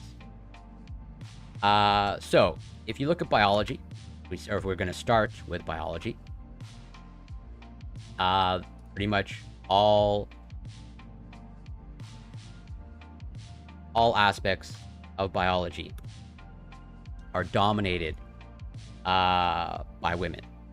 So if you look at biological and biomedical sciences, okay, like I said, the first column is the total, and then obviously if you add up the second and third, it'll add up to the total. So it goes men, women. You can see it's pretty much like a double. If you can consider all of the biological and biomedical sciences, okay, these are science. I'm pretty sure this falls in the S in STEM. Pretty much have twice the rate of bachelor's degrees conferred to women. And if you look at actual just like biology or just like general biology, again, you have about 26,000 bachelor's degrees for men, 47,000 for women. If you look at biochemistry, okay, pretty much right on my alley. Basically 50-50 with a slight edge to women. So like, you know, where does, I'm pretty sure biochemistry is in STEM. And going back to this research of like, yeah, the gender equality paradox, you know, a lot of the explanation that is given for this is like, you know, this silly dimension or this silly measurement of like things versus people. Of like, oh, women prefer, you know, fields with people, and men prefer things. So that explains, you know, why there's this discrepancy. But like, so then where does biology fall? Where does biochemistry fall? I would like someone to classify that for me. Is biochemistry a thing discipline or a people discipline? And yeah, totally. Biophysics. Okay. And just look at that. What do you think the difference is? Like, I would say this pretty much backs up my larger point that I'm going to make. Is you are seeing a moderated aspect, or the variable at play is mathematics, or perceived mathematical ability. Or let's say the gender stereotype of mathematics. Because you look at molecular biology, again, women have the edge. Pretty much, I would say, decent advantage. So, like, what's the difference between molecular biology? Again, right on my alley. I literally have a bachelor's degree in molecular biology. Like, what is the fundamental difference? Like, why is it when molecular biology, that discipline, women have, they appear to be flocking to that, but then biophysics, not so much. The rate goes down. But if you look at molecular biochemistry, basically 50-50. You are seeing a variable, the variable of mathematics at play, or like the gender stereotype of mathematics. And like this holds true, or this trend holds true, I would say pretty consistently if you start going down just about every discipline. You know, cell and molecular biology, again, right up my alley. The total, you have 2,700. And again, women have the advantage. They're getting more. So like this, this notion that just women don't like STEM, I would say is pretty much unfounded. And we can go to the other disciplines. We can look at chemistry.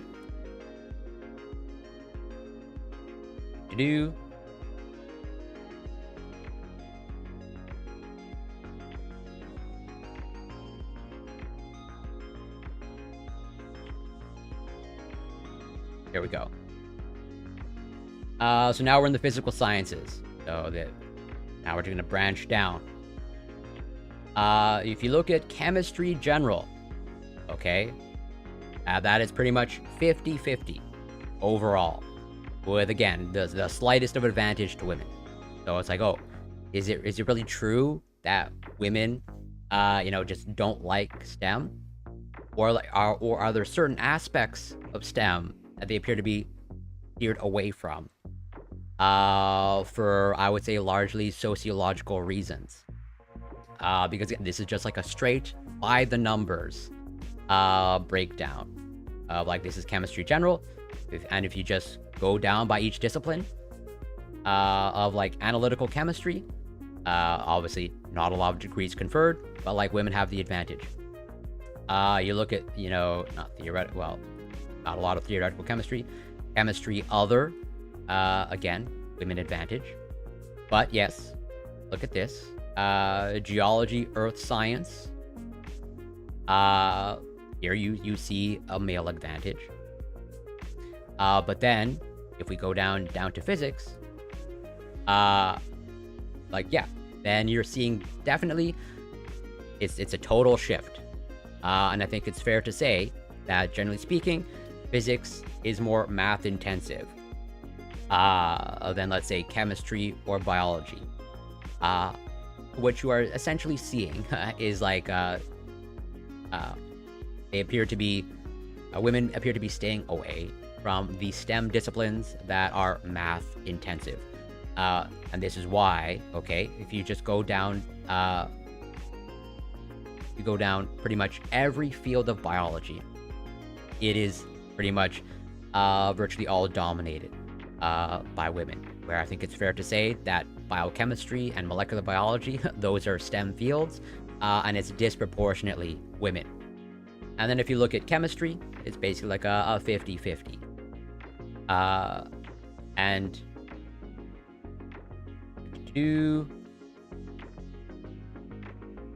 And again, the explanation that's often given for this gender equality paradox is like, again, this preference for people versus things, which I think is like just the silliest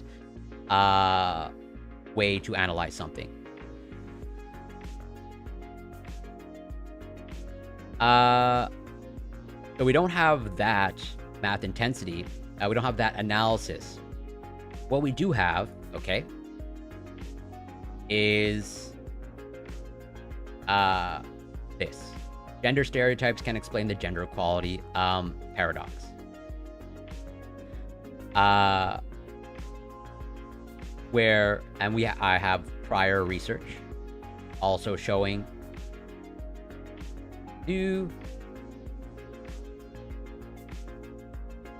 see if I can find it. Lots of papers go through.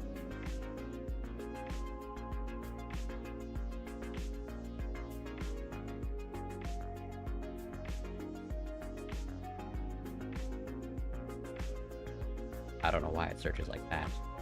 Going to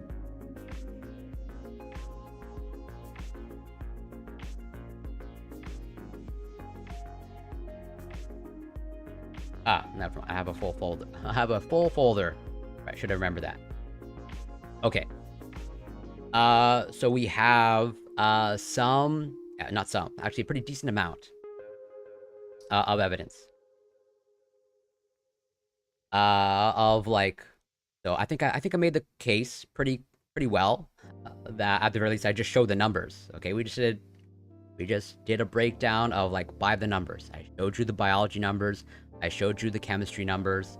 Like, unless you think I'm somehow, forging this website from the National Center for Education Statistics, I think it's pretty clear that, again, biology, chemistry, which I think are clearly in STEM, are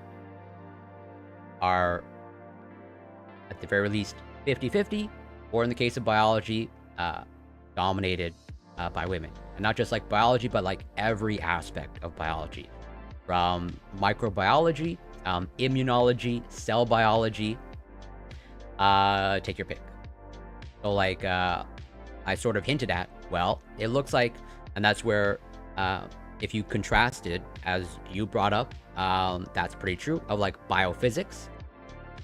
So biophysics, Like you saw that it shifted. It looks like there's men preferring biophysics, but then you just go like one lower, molecular biology. Oh, it shifts the other way. So like, what is like a fundamental or underlying difference between like biophysics and molecular biology? I obviously don't know for sure because I'm not a biophysicist, but I think it's fair to say that biophysics is more math intensive. And we have some research of like, pretty much, let's say how girls are socialized or how women are socialized to, let's say, perceive math, or how they're kind of stereotyped to think that math is not for them, or that they won't excel in math, even though we have pretty good data that there's virtually no difference in mathematical ability between boys and girls.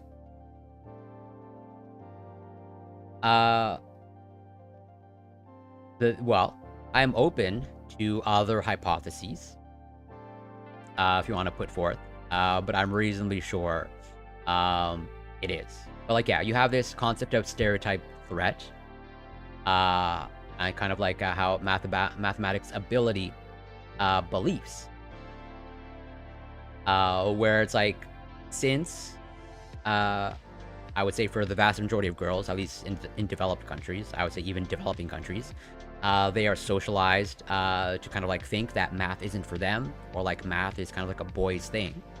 And there are some very interesting experiments that have been run of like, if you just kind of like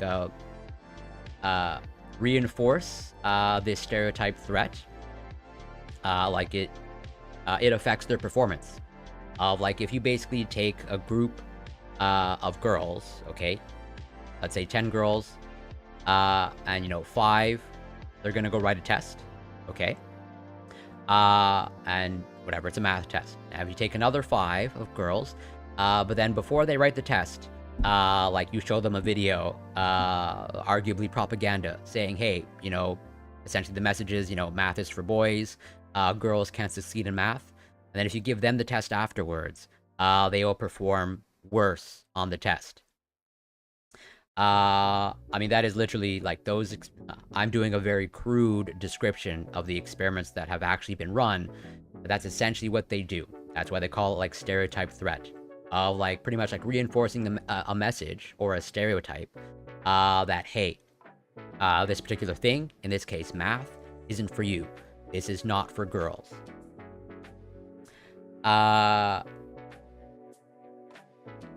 And well, that's part of it.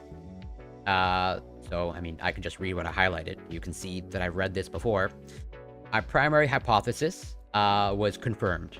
Test performance of women in a stereotype nullifying presentation, as in pretty much, as they say, stereotype nullifying presentation of the test in an experimental group was raised significantly to surpass that of the men in the course.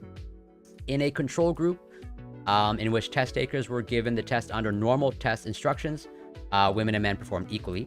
The pattern of results suggests that even amongst the most highly qualified and persistent women in college mathematics, stereotype threat suppresses test performance, as in this social aspect.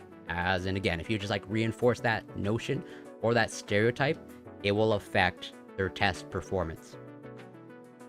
And that's why you have, again, this paper, and this paper was published after this paper. This one was published in, I think, 2018, 2017.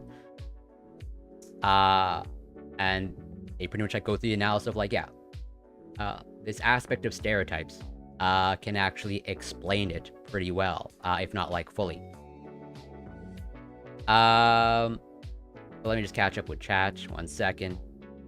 I see people say younger boys are pushed more towards STEM. Was that the case for you? I don't know if I was pushed. Whatever, for lack of a better term, I naturally gravitated towards it. But, I was exposed through it through television. I wouldn't say I was pushed, but I was never like discouraged. It was more like I was also lucky that I had parents that, if they saw my interest, they would cultivate it. Not all STEM degrees are equal, though. Biology, life sciences earn less, but are more popular. I don't know if that's 100% true. I think it would depend on the discipline and like where does something like biochemistry. And I think the life sciences I think pay pretty well, but I don't know the earning power of, let's say, a biochemist versus like a physicist. And if anything, I think a biochemist has more market value or way more earning potential than a physicist. But I could be wrong about that. I will admit I'm ignorant on those numbers. But the life sciences, there's a huge demand for qualified life science people. Is your criticism that Stowe and Gary study is flawed because it classes life sciences? No, that's not my criticism. It's more like the way their overall analysis. Maybe I should do a future stream on like breaking down this paper. And there are other papers. 1 second. Let's see if I can find it.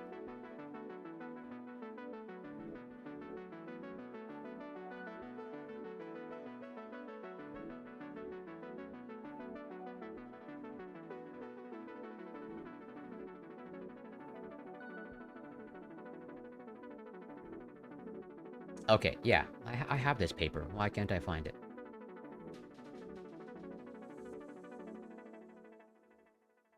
Okay, yeah, I do have it. Okay. So, and also most people don't know, in addition to the other follow-up, there was this follow-up by these other researchers. You have, these are researchers from Harvard University. Pretty much, so was this original paper, okay? And yeah, it made a splash when it was published. And then there was this follow-up commentary / analysis, basically calling them out for their analysis, because they basically carried out what they would consider a poor analysis, and what I would also consider a poor analysis. And I'll probably have to go through this further on another stream. But like, yeah, they pretty much they put forth pretty heavy criticism towards that paper, where it's literally addressing that paper by Stowe and Geary. With more women in college, isn't 50-50 being women underrepresented in the category? With more women in college, isn't 50? I'm not sure 100% understand your question here. If you want to clarify. Your data on math. Oh, I already read that. But according to the paradox, the gender stereotypes would have to be greater. No, that's actually not. So that is where I think people fall into the trap, understandably, because it is counterintuitive.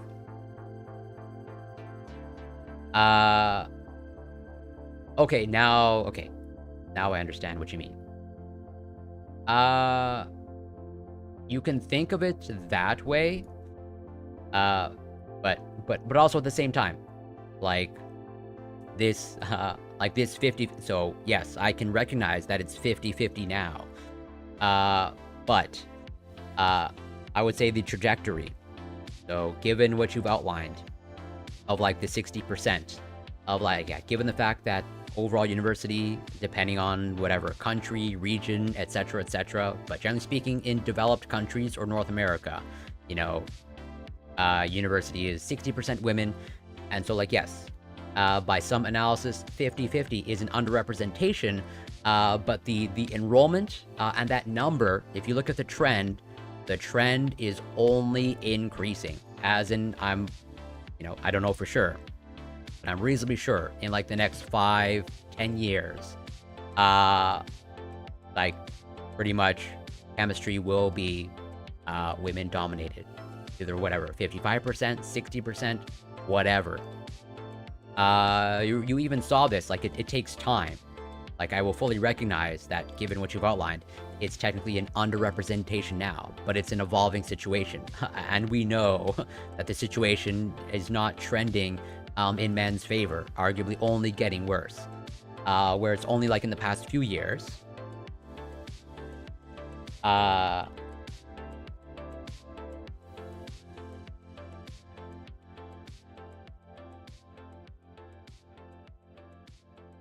this is published 2019.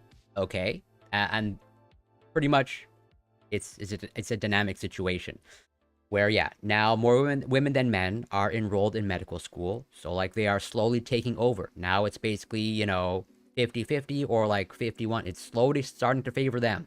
So like not only are they catching up, they are starting to overtake. I don't know for sure, but I'm reasonably sure that is what is going to happen in chemistry and most other, if not all, disciplines. Thank you for the link, Louis13. Much appreciated. And yeah, going back to this, but according to the paradox, the gender stereotypes would have to be greater in Western countries. I don't think that is true.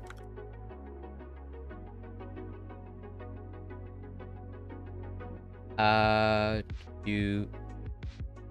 probably, well, obviously, I can't access this. I'll have to find ways off stream to access it. I probably should be able to. But thank you for the link. But regardless, I think this was published afterwards, but I could be wrong. But this was published the end of September 2020. And this looks like it was published somewhere in 2020. Or no, somewhere in 2019, or like early 2020. So I'm pretty sure this was published afterwards. But yeah, this is another analysis. And they go through it here. But let me just catch up. Welcome to Flavor Country. And MRG 889, thank you so much for the follow. Much appreciated. Can we just say that women are better in some fields and men are better in others? Not a single woman has played at the League of Legends tournament. Example, shouldn't that be an... I mean, we can say... not against saying that. Well, at the end of the day, I also have no problem with saying that, whatever. There are, depending on whatever skill or talent that you're talking about, there are men better than other men. Like, yeah, we all have our talents or strengths and weaknesses. I'm just calling into question the explanations put forth as to where these differences or like these whatever talents or skills are coming from. Like, just as there are a bunch of people that are better than me at League of Legends, I have no problem recognizing that. I would just dispute, like, whether that's, whatever, some sort of innate talent. I don't know. I don't know where League of Legends talent comes from, but I will dispute or call into question of, like, hey, if you're going to make a claim that, whatever, women aren't going into STEM due to some innate ability, that is a bold claim that I would say requires some sort of evidence.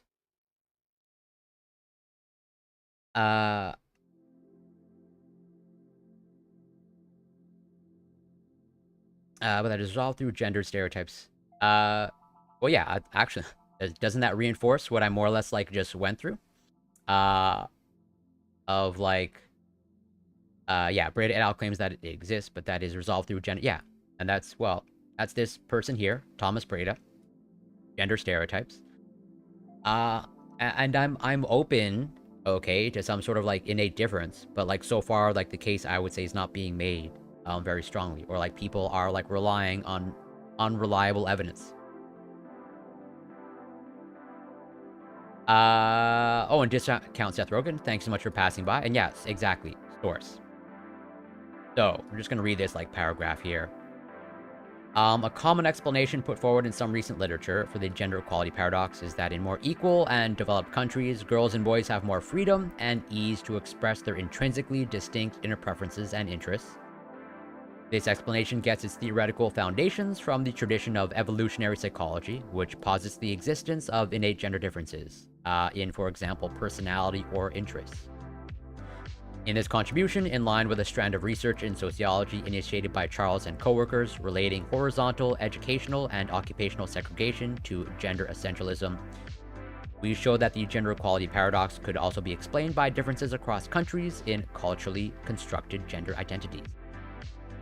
To this aim, we build a country-level measure of the gender essentialist norm that math is not for girls. We show that this measure is larger in more developed countries and more egalitarian countries. And we establish that it can mediate the paradoxical relationship between economic development or traditional gender equality and the underrepresentation of women in math-related fields.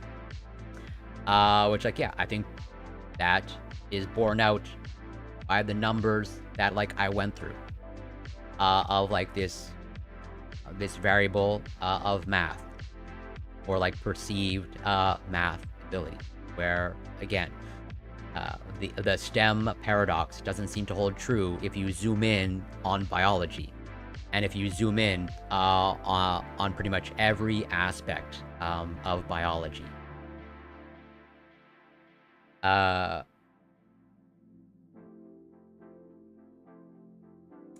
So the overall,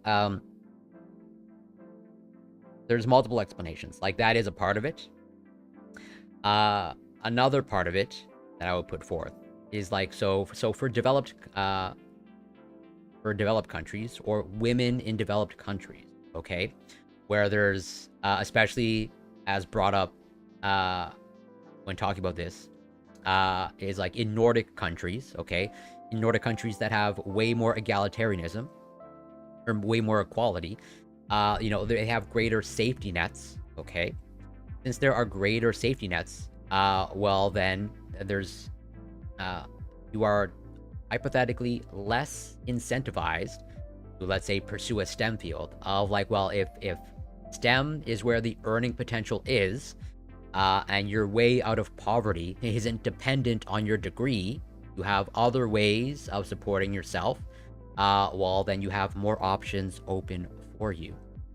And if you have more options open for you, and you still live in a country with gender stereotypes, well, then you will likely default to a gendered script.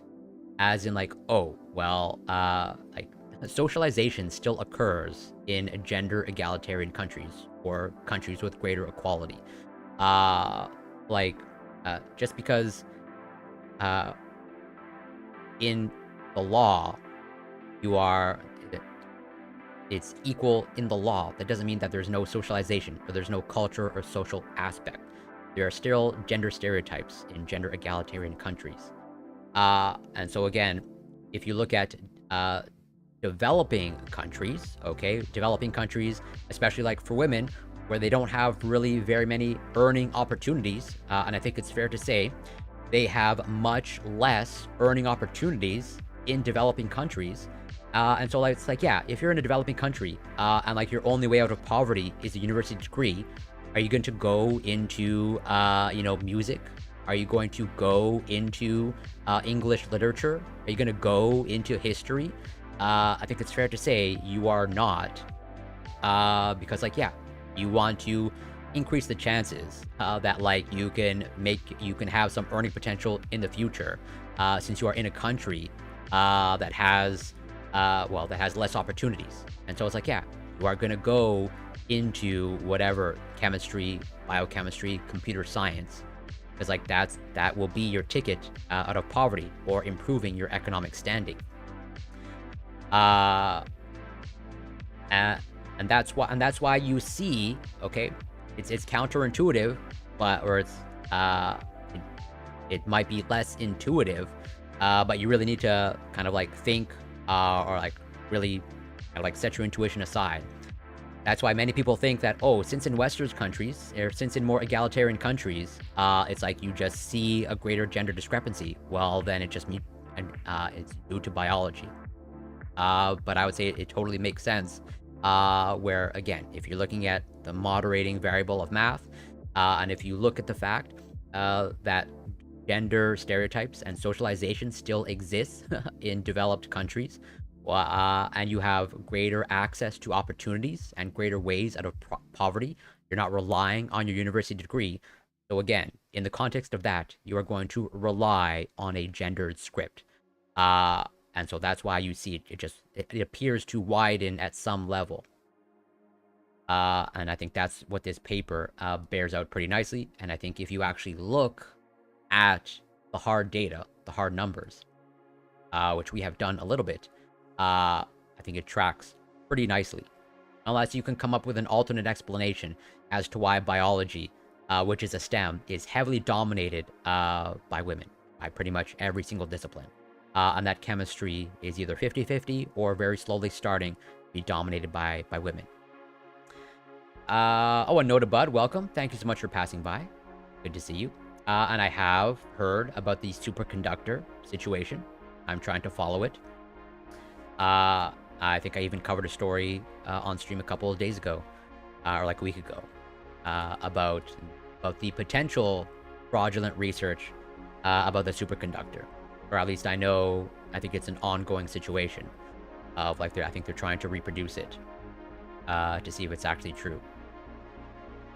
Yeah, people versus like I have no. If you can tell me where chemistry falls or where biology falls in people versus things, or like here's the ultimate challenge.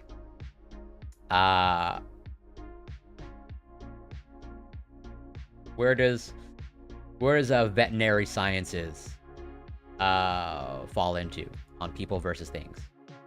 I think it's just like the silliest dimension where and veterinary medicine heavily dominated by women. It's like 10 times more. Okay, here's the total. And you have 408 versus 33. You let me know where this falls under this people versus things analysis. Unless we want to start putting animals as people, which I'm all in favor for. If we want to start calling our dogs and cats and considering them people, and cows people, then by all means go for it. But it's just like the most silly, in my opinion, like the most silly dimension, and the most silly way to analyze things. Whoa, Cabodox? Kitty is not hating at all. They're asking questions. Yeah, they're chill. 100%.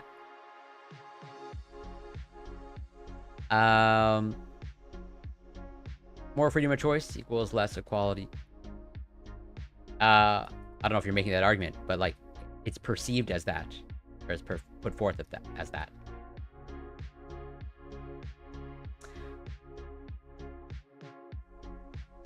And yeah, thank you for sending this, Louis. Much appreciated. No, Kitty, you're not, and there's nothing to apologize for. As far as I can tell, everyone's being chill here so far. Okay, obviously I got sidetracked, tangent, but like, yeah, I think that was an excellent question, Rafa. That I should probably, do a more in-depth dive on stream, going through all the evidence, and why like this type of analysis is like a really silly analysis. And I don't think these researchers, on the topic of, at the very least, poor quality science, I think they carry out pretty poor quality science.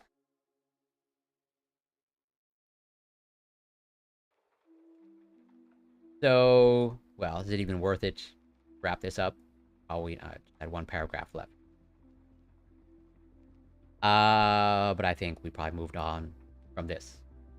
So,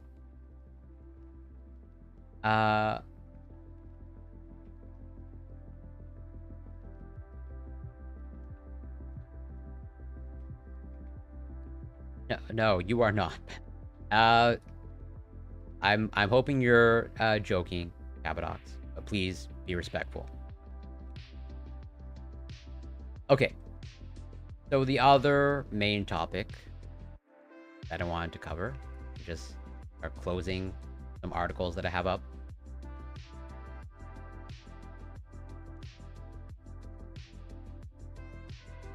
Oh yeah. Is it here?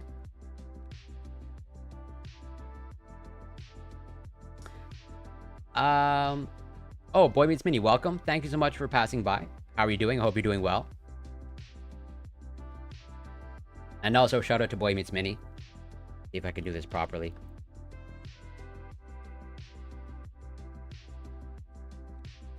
But yeah, if you're not following Boy Meets Mini, you should be. They do great content. They do racing, actual critical racing theory, and a bunch of other games as well, actually. I've been lurking. I lurked in your return stream.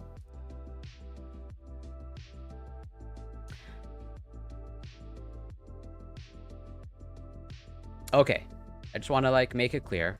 Like, I think it's just like a miscommunication. That's all, or misunderstanding.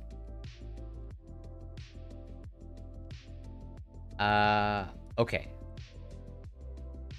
So this is the other topic that I want to cover. Well, the actual research that I want to cover in the title of AI misinforming us.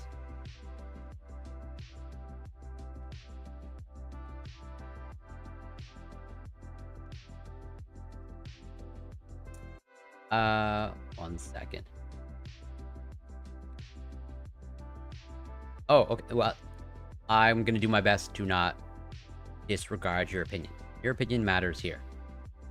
Waging your argument that women in developed countries have more opportunities than women in undeveloped countries, and therefore feel less of a need to be in STEM. Why would this effect be greater for women than men?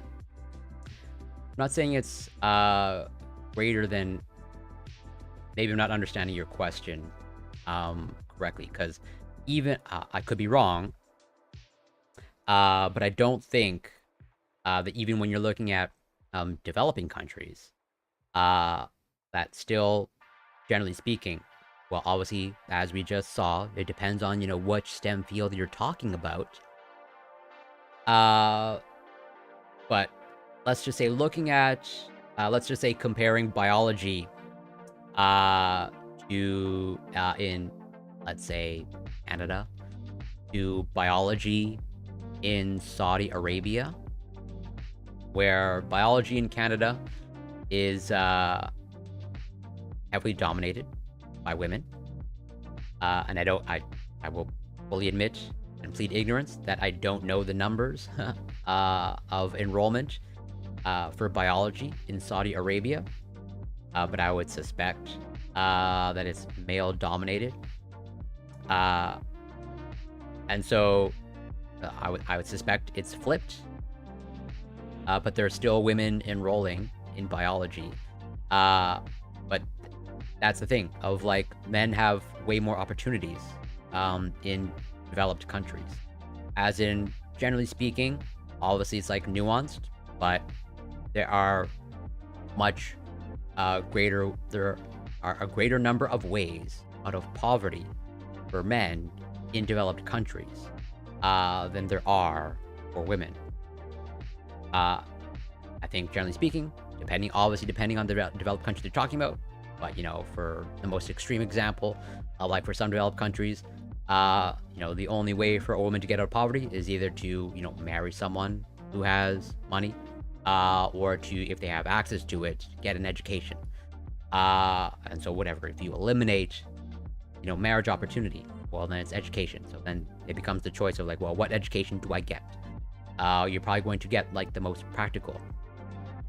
And that's why you see this like slightly evening out. I think I don't know for sure. I haven't done a deep dive in the numbers in like developing countries.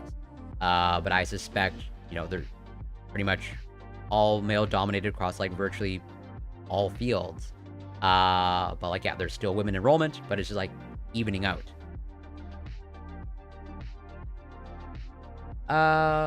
Wouldn't it just fall into the effect of stereotypes? Men don't leave STEM not because it pays most, because I think that's probably, for sure, that's probably a part to play as well. That's why, at the end of the day, I think the main message that I want to get across is that it's complicated. And that to just distill it down to either biology or like, well, it's just people versus things, I think is a really like one-dimensional analysis. and really just like, yeah, too simple of an explanation for a complicated thing. So this research about an AI model, GPT-3, disinforms us better than humans. And at least to me, this is pretty concerning, personally, especially, well, this is GPT-3, and now there's GPT-4, and obviously AI is only going to continue to develop. And at least in the United States, we're like headed into an election cycle, and we're like basically, we're arguably in an infodemic now, and this might be a sign, or there's the potential that it's only going to get worse, in the future, given access to these technologies. And I think let me just do. Okay, start from the beginning. So, artificial intelligence text generators caught much attention over the last years, especially after the release of GPT-3 in 2020. GPT-3, the latest iteration of the generative pre-trained transformers developed by OpenAI, is arguably the most advanced system of pre-trained language representations. A generative pre-trained transformer, in its essence, is a statistical representation of language. It is an AI engine that, based on users' prompts, can produce very credible and sometimes astonishing text. Oh wow, Dat Katie, welcome. And welcome, Raiders. One sec, let's see if I can do this properly.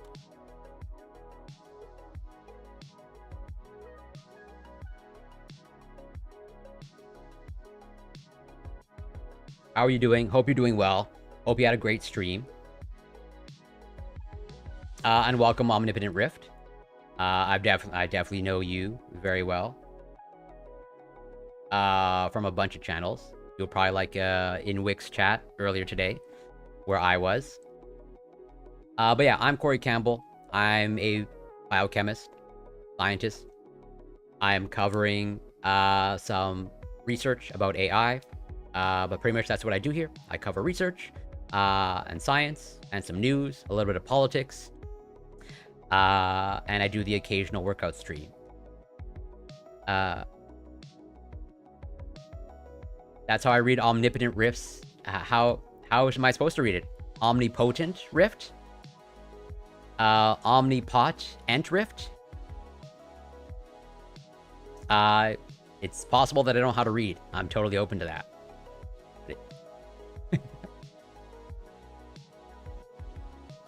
But I'm pretty sure. Oh, you get... Yeah, it's Omnipotent Rift. Maybe you can't read, Dat Katie. But yeah, am I wrong? Is it not Omnipotent Rift? Like, you tell me, what was your intention in making that username? I'm pretty sure it was Omnipotent Rift.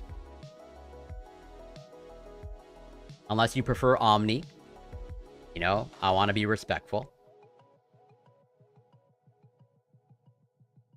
Where was I? Oh, yeah. So, yeah. Well, right now we're covering this research about how AI might have the ability to disinform us and actually provide misinformation or disinformation.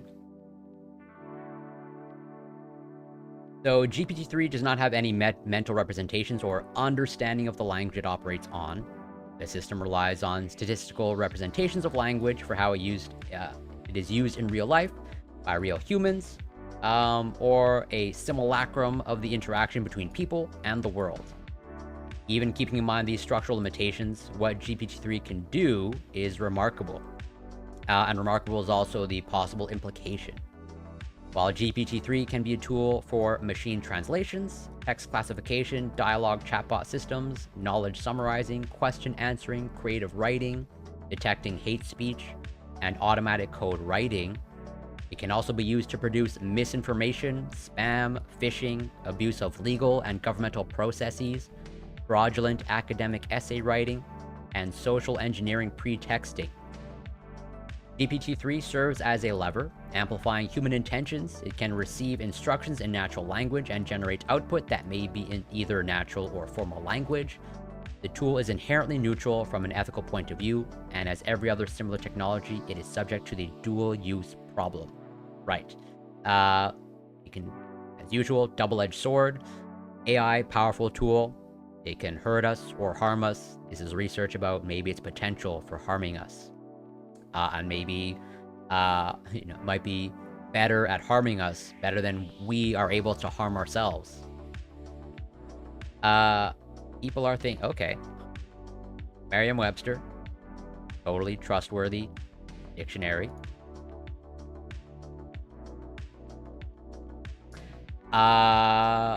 Thing, thing is a person. So, in your face, or rather in my face.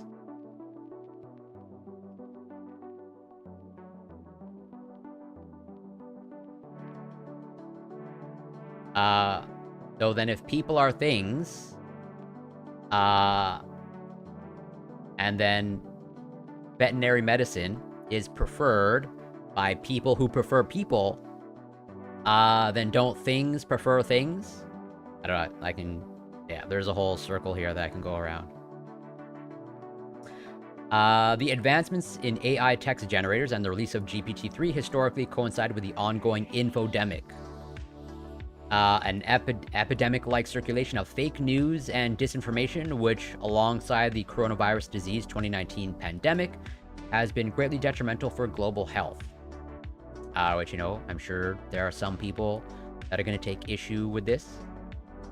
GPT-3 has the potential to generate information, which raises concerns about potential misuse, such as producing disinformation that can have devastating effects on global health. Therefore, it is crucial to assess how text generated by GPT-3 can affect people's comprehension of information. The purpose of this paper is to assess whether GPT-3 can generate both accurate information and disinformation in the form of tweets. So, they're basically going to test, as they say, in the form of tweets, can GPT-3 basically come up with, tweets containing misinformation or disinformation? Or basically, can GPT-3 mislead the public? We will compare the credibility of this text with information and disinformation produced by humans. Furthermore, we will explore the potential for this technology to be used in developing assistive tools for identifying disinformation. For clarity, we acknowledge that the definitions of disinformation and misinformation are diverse, but here we refer to an inclusive definition, which considers disinformation as both intentionally false information, also partially false information, and or unintentionally misleading content. Yeah, I think this paper and a bunch of other research is going to bear that out. And I think, it doesn't bode well for the future, potentially.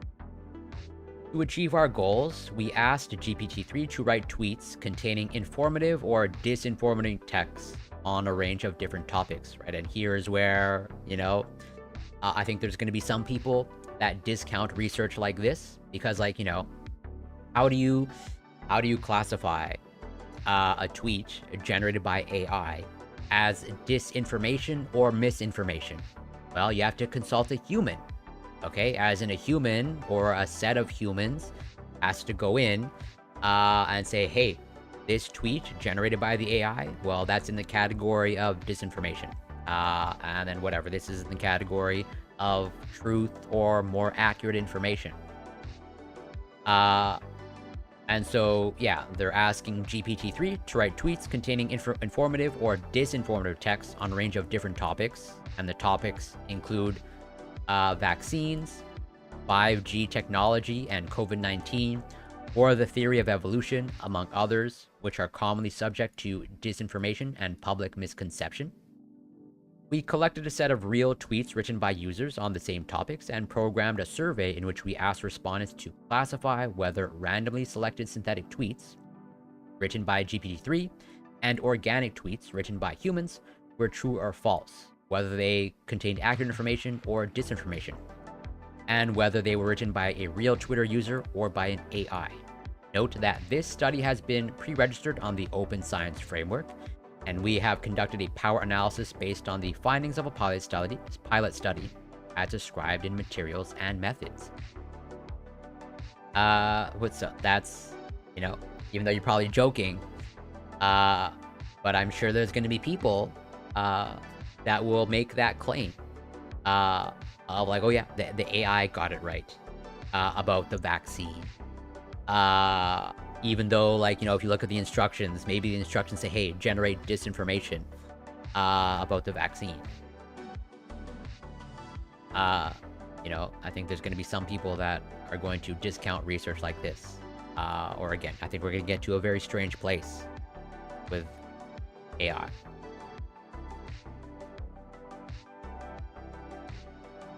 I don't disagree with you, but even then, the mental gymnastics that some people go through to justify their beliefs, I have learned not to underestimate. So to evaluate the capability of GPT-3 AI model as a tool for generating tweets containing accurate information or disinformation, we created instruction prompts. And also, just to say, they also got people to try to determine or like make a guess of like, hey, is this tweet, is this made by an AI or is it made by a person? Kind of like also testing a human's ability to basically tease out whether something is AI generated or human generated, at least when it comes to like a tweet or text. To evaluate the capability of the GPT-3 AI model as a tool for generating tweets containing accurate information or disinformation, we created instruction prompts. These prompts were used to instruct GPT-3 to generate fake tweets on the following topics. So it seems, again, as you said, they're using instructions of like trying to intentionally get GPT-3 to come up with disinformation or misinformation. The topics were climate change, vaccine safety, theory of evolution, COVID-19, mask safety, vaccines and autism, homeopathy treatments for cancer, flat earth, 5G technology and COVID-19, antibiotics and viral infections, and COVID-19 and influenza. So, all the non-controversial topics, of course. All of the milquetoast topics. Furthermore, we performed a Twitter search to identify accurate tweets and disinformation tweets written by Twitter users. We call those tweets that are generated by GPT-3 as synthetic, and we call those real tweets retrieved from Twitter as organic. Human respondents were recruited online to participate in a quiz, in which they were asked to recognize whether a set of tweets were organic or synthetic, and true or false, whether they contain accurate information or disinformation. GPT-3 was also questions about whether tweets forming the same dataset were true or false. Figure 1A. We recruited 869 respondents. A total of 157 responses were excluded because they were incomplete. Of the 712 remaining responses, 15 additional responses were removed because the respondents were too fast to meaningfully complete the survey, for a total of about 700 responses included in our analysis. So most of the respondents were from the United Kingdom, Australia, Canada, United States, Ireland, with more females than males, which, pretty standard for research like this, or I think for generally, psychological research in general. A balanced age with a high representation of people between 42 and 76 years old, and a balanced education level profile, with most of the respondents holding a bachelor's degree. So it looked like a fairly educated population, sample. Among those with a bachelor's degree or above, their field of study was mostly in the social sciences and humanities, natural sciences, or medical sciences. I wonder if the study could be scaled to look at ratios on tweets instead of relying on a survey, not a site, but I have no doubt that it could probably be scaled to look at that. And I'm sure that study is either being done now or is in the pipeline, or it's going to happen. Uh, and I take your point. They're obviously looking. They're looking at whatever old millennials. They're like baby boomers plus. They're like, yeah. Uh, so they're obviously not looking at like Gen Z. So we measured how accurately participants recognized whether a tweet was containing disinformation or accurate information. Disinformation recognition score range 0 to 1 for 4 types of tweets. So organic true, so this is basically human true, which are tweets published by Twitter users, organic and containing accurate information. Synthetic true, which are tweets generated by GPT-3 and containing accurate information. Organic false, so tweets by humans, but disinformation. And synthetic false, so GPT-3, but disinformation. Okay, you basically have 4 quadrants. You have, human, true, false, and then you have the GPT-3 or AI, true, false. Participants recognized organic false tweets with the highest efficiency, better than synthetic false tweets. So the human disinformation was recognized the most, and it was recognized better than the AI disinformation. Similarly, they recognize synthetic true tweets correctly more often than organic true tweets. So it looks like the accurate AI information was recognized better than the human accurate information. This indicates that human respondents can recognize the accuracy of tweets containing accurate information more often when such tweets are generated by GPT-3 when compared with organic tweets retrieved from Twitter. Similarly, this means that disinformation tweets generated with a GPT-3 achieve their deceiving goal more often when compared with disinformation tweets generated organically, although in this case, the effect is small. So it seems like, okay, GPT-3, or like, I'm just going to use AI as their shorthand. But it looks like, the AI has a slight edge when it comes to disinformation and, deceiving humans. But as they say, the effect is small. And yeah, well, for now, no humans. When evaluating the same dataset, segmenting the analysis for true versus false tweets, regardless of whether they are organic or synthetic, and for organic versus synthetic tweets, regardless of their truthfulness, tweets containing accurate information receive lower scores when compared with tweets containing disinformation. Similarly, synthetic tweets were categorized more often correctly for the accuracy of the information they contained. Participants required, on average, 29.14 seconds to determine whether an organic true tweet was accurate or contained disinformation. This was significantly more when compared with organic false tweets, which required 23.28 seconds for evaluation, with synthetic true tweets requiring 21.02 seconds and synthetic false tweets requiring 19.87 seconds. So, true tweets required a longer time for evaluation when compared with false tweets. I think that's an important main message. And I think this is, in my mind, I think one of the reasons why, people can get caught up in misinformation.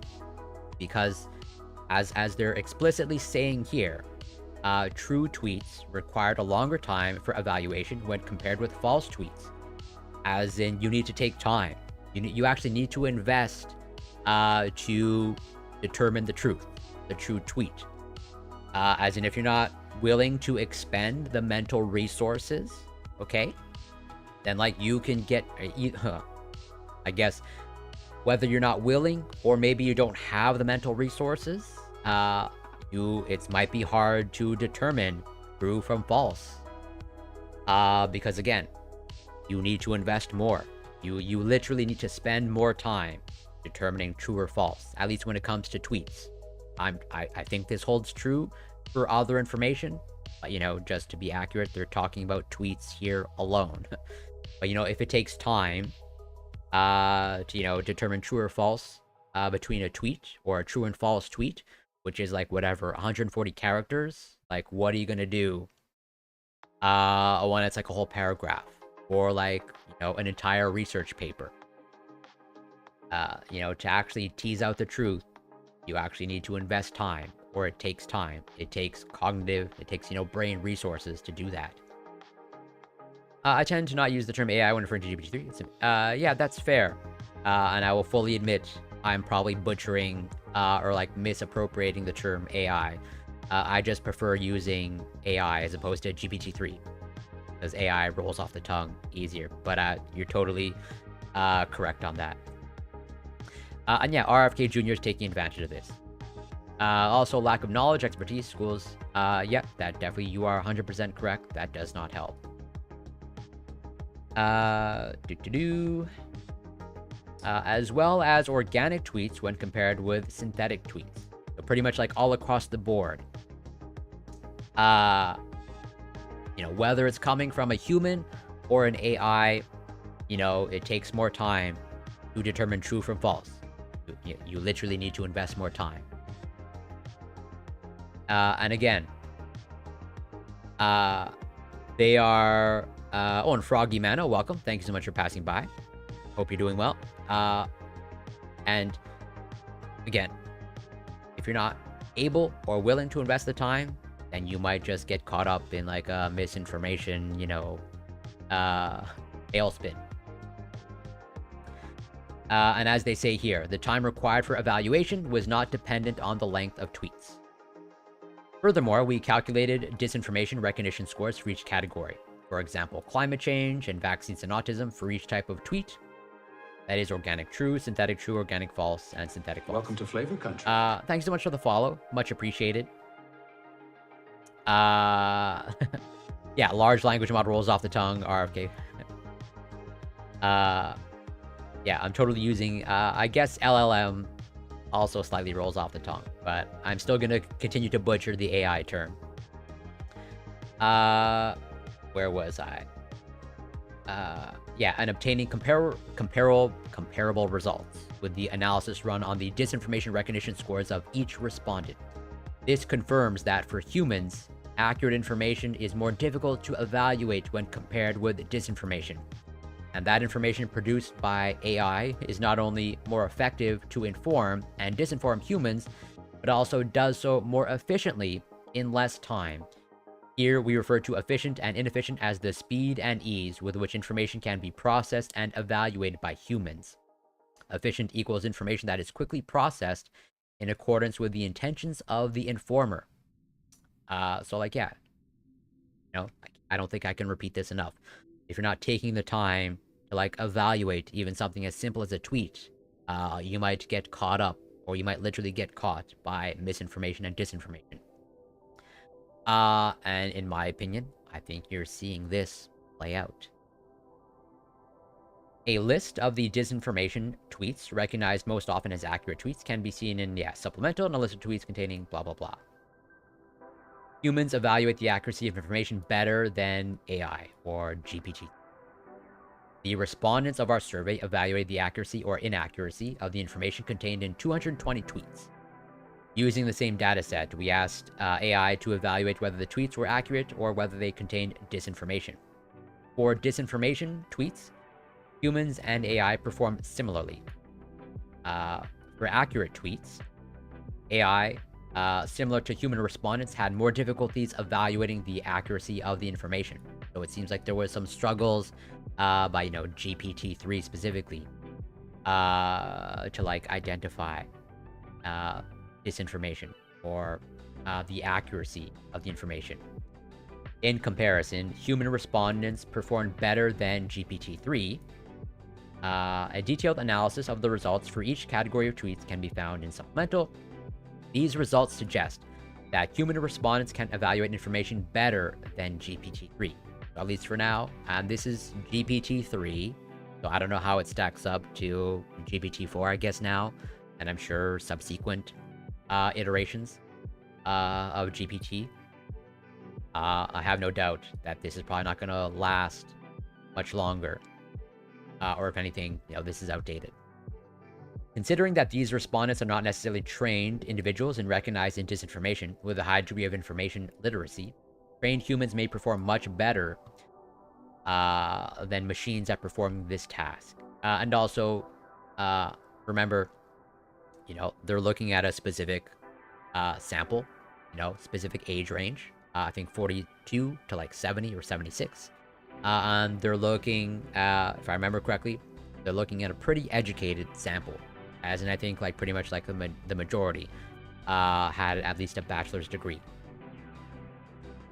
It is important to acknowledge that our evaluation approach differed between GPT-3 and human performance. While GPT-3 assessed tweets individually, human performance was based on an average score across multiple tweets per participant. This difference in methodology should be considered when interpreting and comparing the results of our study. Okay, it's good that they mentioned that. It looks like the AI or GPT-3, as they say, individually, but then humans were just given an overall score of how they performed. GPT-3 can disobey requests to produce disinformation. Because GPT-3 does not have mental representations or anything that can resemble a proper intentionality, for now, we believe that the use of quotes when referring to obedience or disobedience is needed.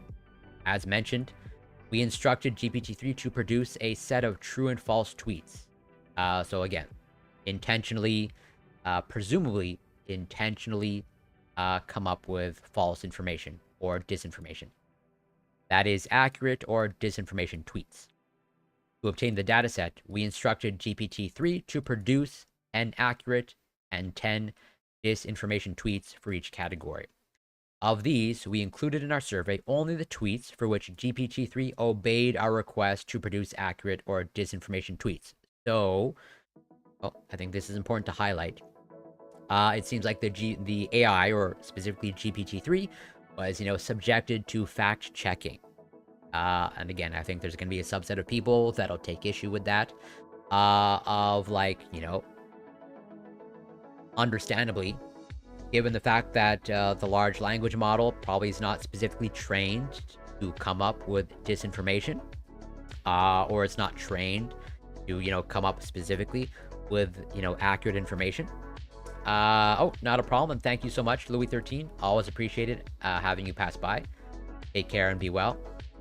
One thing that influences the perceived legitimacy of a tweet is the account posting it to 100%. People will take Elon.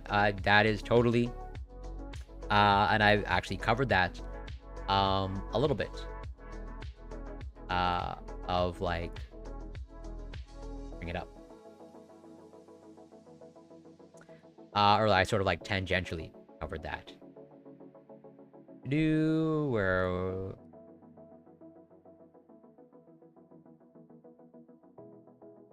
but like, yeah, our behavior on social media and like, who we follow, and who we like who's in our network. There's, and sometimes, or rather our beliefs can affect who we follow and who we network with and like who we take seriously. This is like the concept of echo chambers. But like, yeah, they are fact checking the GPT-3.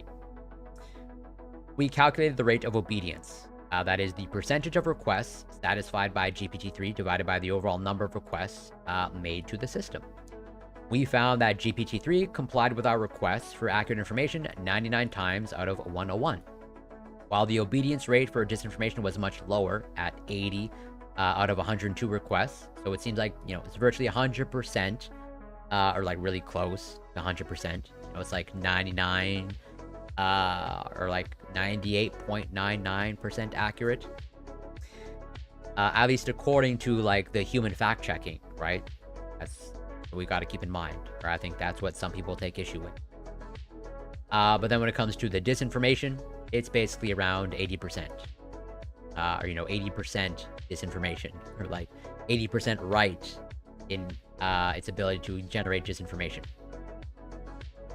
This suggests that GPT-3 is capable of refusing to generate disinformation, and in rare instances, it may produce disinformation when instructed to produce accurate information, so it's not perfect. Information generated by GPT-3 is indistinguishable from human-generated information. We calculated the AI recognition score, that is the ability of respondents to recognize whether tweets are organic or synthetic. As for the evaluation of the ability to recognize disinformation, we calculated the AI recognition score for each type of tweet. That is organic true, organic false, and synthetic false. So just like 4 quadrants. These scores, on average, hovered around 0.5, suggesting that respondents were unable to distinguish between tweets generated by AI and those posted by real Twitter users. Basically, can't really distinguish between AI versus human-generated tweets. This indicates that the choice between synthetic and organic tweets was essentially random. That said, respondents obtained a significantly higher score for organic true tweets and to a lesser extent for organic false tweets. Whereas for synthetic true and synthetic false tweets, scores were below 0.5. Our analysis of true versus false tweets and organic versus synthetic tweets revealed an interesting finding. The accuracy of the information did not affect the participants' ability to distinguish between organic and synthetic tweets. Whether the information was true or not, it seems like, there's some ability to determine whether the tweet is coming from a person or is AI generated. On average, the responses were essentially random, indicating that people were unable to determine whether a tweet was generated by AI or posted by a real user, regardless of its veracity. However, when comparing organic versus synthetic tweets were recognized as organic more often when compared with synthetic tweets recognized as synthetic. Therefore, both organic and synthetic tweets tend to be classified as human, indicating that GPT-3 can effectively mimic human-generated information. Furthermore, we calculated AI recognition scores for each category and for each type of tweet. And plotted the average, blah, blah, blah, obtaining comparable, yes. Okay.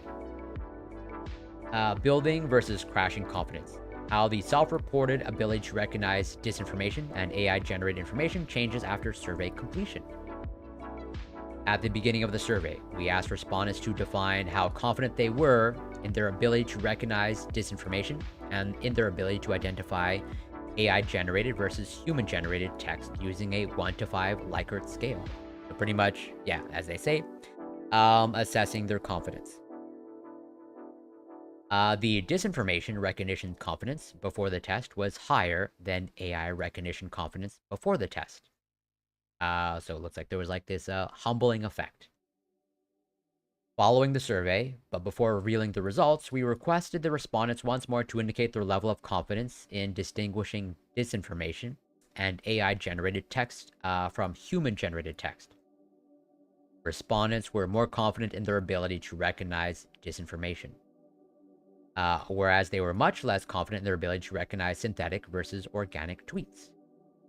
The rise in confidence to detect disinformation may be attributed to the inoculation theory of misinformation, which proposes that exposure to disinformation with a critical mindset can enhance the ability to recognize and withstand it. On the opposite, the stark decrease in confidence to detect synthetic tweets could depend on what we would call resignation theory, which suggests that individuals may become discouraged and abandon their attempts to critically evaluate information, particularly when faced with a large volume of information that is challenging to decipher in terms of its source or intent. This may lead to a sense of hopelessness or apathy toward information consumption, and a tendency to rely on heuristics or simple cues, such as the emotions evoked by the information. So, wrapping up the overall discussion, our findings show that tweets produced by GPT-3 can both inform and disinform better than organic tweets.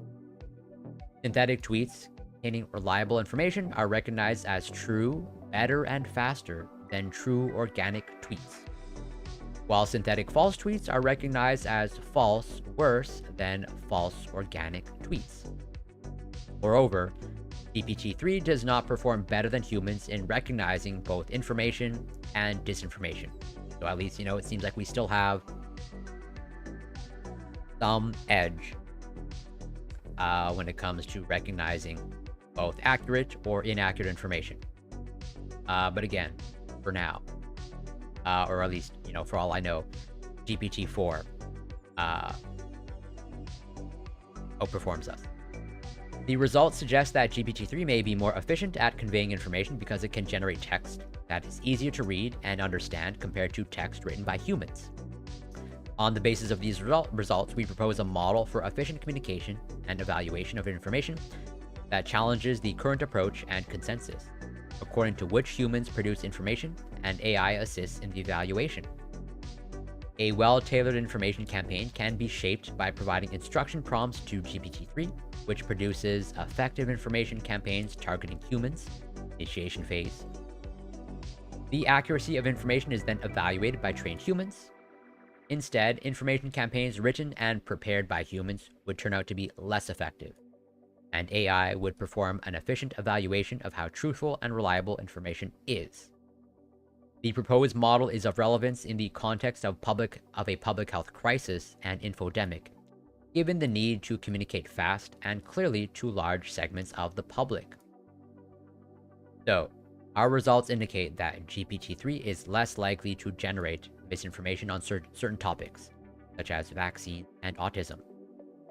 When prompted, such as vaccines and autism when prompted. GPT-3 being a statistical representation of language for how language is used in the datasets it was trained on, we assume that GPT-3's disobedience depends on the composition of GPT-3's training datasets. Yeah, and I think that speaks to your point. Boy meets many. Of like the training dataset, huge factor, and I have no doubt that this will probably just get better over time. Or like our training of the AI will get better over time. If the training dataset contains volumes of information contradicting what the prompts ask, if the training dataset contains volumes of information contradicting what the prompt asks for, then the system will likely output that type of information. We can therefore conclude that the volume of information in the training dataset debunking causal links between vaccines and autism may be higher than the volume of information debunking conspiracy theories on other topics taken into consideration by our study. Right, so, it's fair to say at this point, okay, given our current state of knowledge, that, the notion, at least in the scientific community, the notion that vaccines cause autism or contribute to the development of autism has mostly, if not like largely, been laid to rest. Although again, you can never be absolutely certain in science. And there's a wealth of data bearing that out.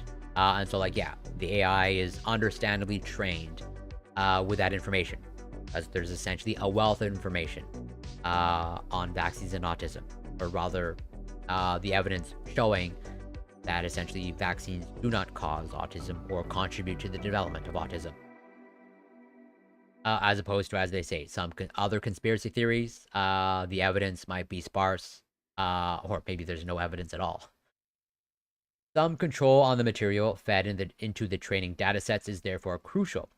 GPT-3 is trained on data obtained from Common Crawl, WebText2, Books 1, Books 2, and Wikipedia, which could also include misinformation and disinformation.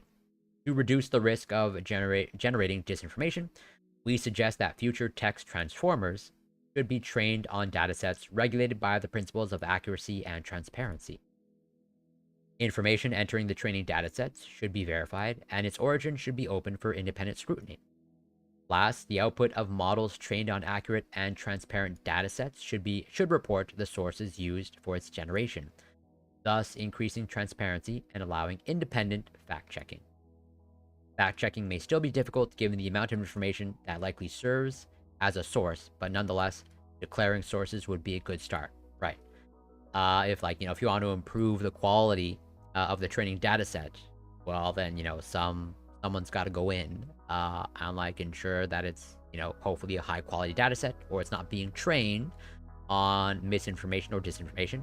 But that is a huge endeavor, given just like the wealth of information, or the wealth of stuff that's used for the training data set.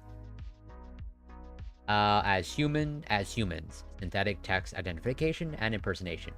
In line with previous research, we found that both respondents and GPT-3 were not able to distinguish whether a tweet was organic or synthetic. It might be possible to develop specific training courses to improve humans' recognition of synthetic text based on linguistic markers, grammatical structure, and syntax. However, because the release of ChatGPT, an interactive, conversational, and even simpler interface to GPT-3, users started to search for ways to circumvent OpenAI's content policy books. An effective and commonly used strategy involves impersonation. When GPT-3 declines to generate output that may breach content policies, users simply request it to impersonate a character, for which content policies apparently do not apply. With this approach, even more credible swaths of disinformation could be produced by first asking 3 to generate fake profiles of people to impersonate, and in a second iteration, to generate tweets that these profiles could write.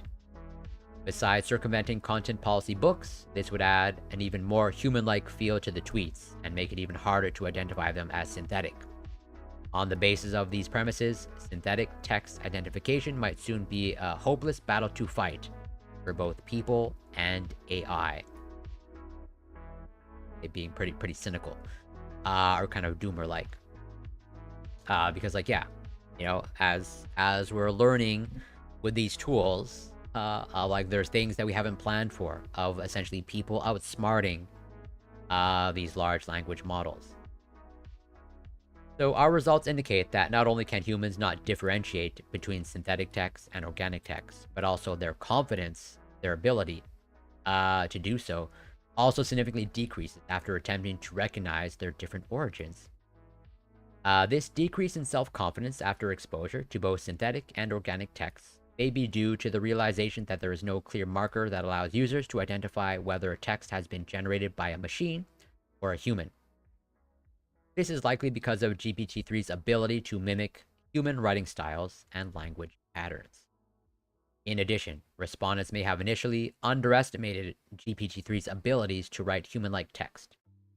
This may be due to the fact that such technology is new and revolutionary, and people are not yet accustomed to how powerful it can be. We refer to this phenomenon as resonation theory. We propose that when individuals are faced with a large amount of information, they may feel overwhelmed and give up on trying to evaluate it critically. As a result, they may be less likely to attempt to distinguish between synthetic and organic tweets, leading to a decrease in their confidence in identifying synthetic tweets. So it's like, well, yeah, it's pretty much like in the name of like resigned to their fate. Of like, given the fact that they, as they say, they underestimated, GPT-3's ability to mimic human responses. It's like, oh, almost no use trying to figure out whether it's coming from a human or a machine. Yeah, YouTube comments making me, I pretty much, I try to minimize my consumption of YouTube comments, but totally sometimes I can't help it, for sure. Another possible interpretation is that the survey may have made participants more aware of GPT-3's potential to generate disinformation with a human-like feel, making them more skeptical of both synthetic and organic information, thus decreasing their confidence in their ability to identify organic text as well. An alternative view is proposed by the Dunning-Kruger effect, which can also help in interpreting our findings. This theory suggests that a person's belief in their ability to perform a task successfully can affect their performance. It is widely recognized that individuals tend to exhibit an overestimation of their perceived competence in information literacy skills. I obviously have some illiteracy skills, which can result in a corresponding decrease in motivation when faced with the actual challenge, as they discover that their actual performance falls short of their prior expectations. In the case of our study, participants' confidence in their ability to differentiate between synthetic and organic text decrease after exposure. Haha, yeah, I'm trying for the literacy jokes. Thus, this decrease in confidence during the assessment may have negatively affected their ability to accurately distinguish between the two types of texts in subsequent attempts, exacerbating the difficulty of distinguishing between synthetic and organic text. However, as some controversy exists about the Dunning-Kruger effect being imputable to statistical artifacts, we still consider our resignation theory as a preferable interpretation of the phenomenon observed in the data. So yeah, they have kind of like two competing explanations about, the phenomenon that they're observing of like, basically their first hypothesis of like, oh, when confronted with the actual reality of like, oh, I'm having a hard time determining whether this is coming from, a human or a machine. So it's like, oh, why bother? As opposed to like the Dunning-Kruger effect of like people overestimating their ability. But then like, yeah, when faced with reality and tempering their expectations, it seems like they're going with that resignation theory. We decided to focus our study on tweets for the following reasons. Twitter, well, I guess formerly known as Twitter, now X. This paper published like a couple months ago. Yeah, June 28th, technically out of date. No longer Twitter. Twitter no longer exists. So technically, I guess, in some sense, this research is no longer relevant. But yeah, Twitter is currently used by more than 368 million monthly active users who use the platform several times a day to consume mostly news and political information. Furthermore, Twitter offers a very simple application programming interface to develop bots. That is, programs able to post content and interact with posts or users without human supervision. Recent research shows that only about 5% of Twitter users are bots, but that these bots cumulatively account for 20 to 29% of the contents posted on Twitter. Because of these characteristics, Twitter is the ideal target, and potentially a very vulnerable one, for AI-generated swaths of disinformation. Overall, our findings raise important questions about the potential uses and misuses of GPT-3 and other advanced AI text generators and the implications for information dissemination in the digital age, particularly in relation to the spread of disinformation, particularly on social media. Note that while we focused on tweets in this study, our results could be extended to other social media platforms and other forms of communication that can be used by bots via APIs and that could be exploited by programmatically disseminate AI-generated disinformation. We generated tweet-like social media posts that we call tweets, but have features shared with other types of social media posts such as Instagram or Facebook posts. The genie is out of the bottle. Starting from our findings, we predict that advanced AI text generators such as GPT-3 could have the potential to greatly affect the dissemination of information, both positively and negatively. As demonstrated by our results, large language models currently available can already produce text that is indistinguishable from organic text. Therefore, the emergence of more powerful large language models and their impact should be monitored. In the upcoming months, it will be important to evaluate how the information landscape has changed on social and traditional media with the widespread use of ChatGPT since November 2022. If the technology is found to contribute to disinformation and to worsen public health issues, then regulating the training datasets used to develop these technologies will be crucial to limit misuse and ensure transparent, truthful output information. And I think, potentially controversial to some, if not many, of like, regulating these tools. In addition, until we do not have efficient strategies for identifying disinformation, whether based on human skills or in future AI improvements, it might be necessary to restrict the use of these technologies. That is, licensing them only to trusted users. That is, for example, research institutions. or limiting the potential of AIs to certain types of applications. Last, it is crucial that we continue to critically evaluate the implications of these technologies and take action to mitigate any negative effects they may have on society. So I would say this is potentially pretty controversial, although I think there appears to be more and more people calling for regulation, or maybe like slowing down the development of these tools. So, limitations. Despite the findings of our study, it is important to acknowledge its limitations.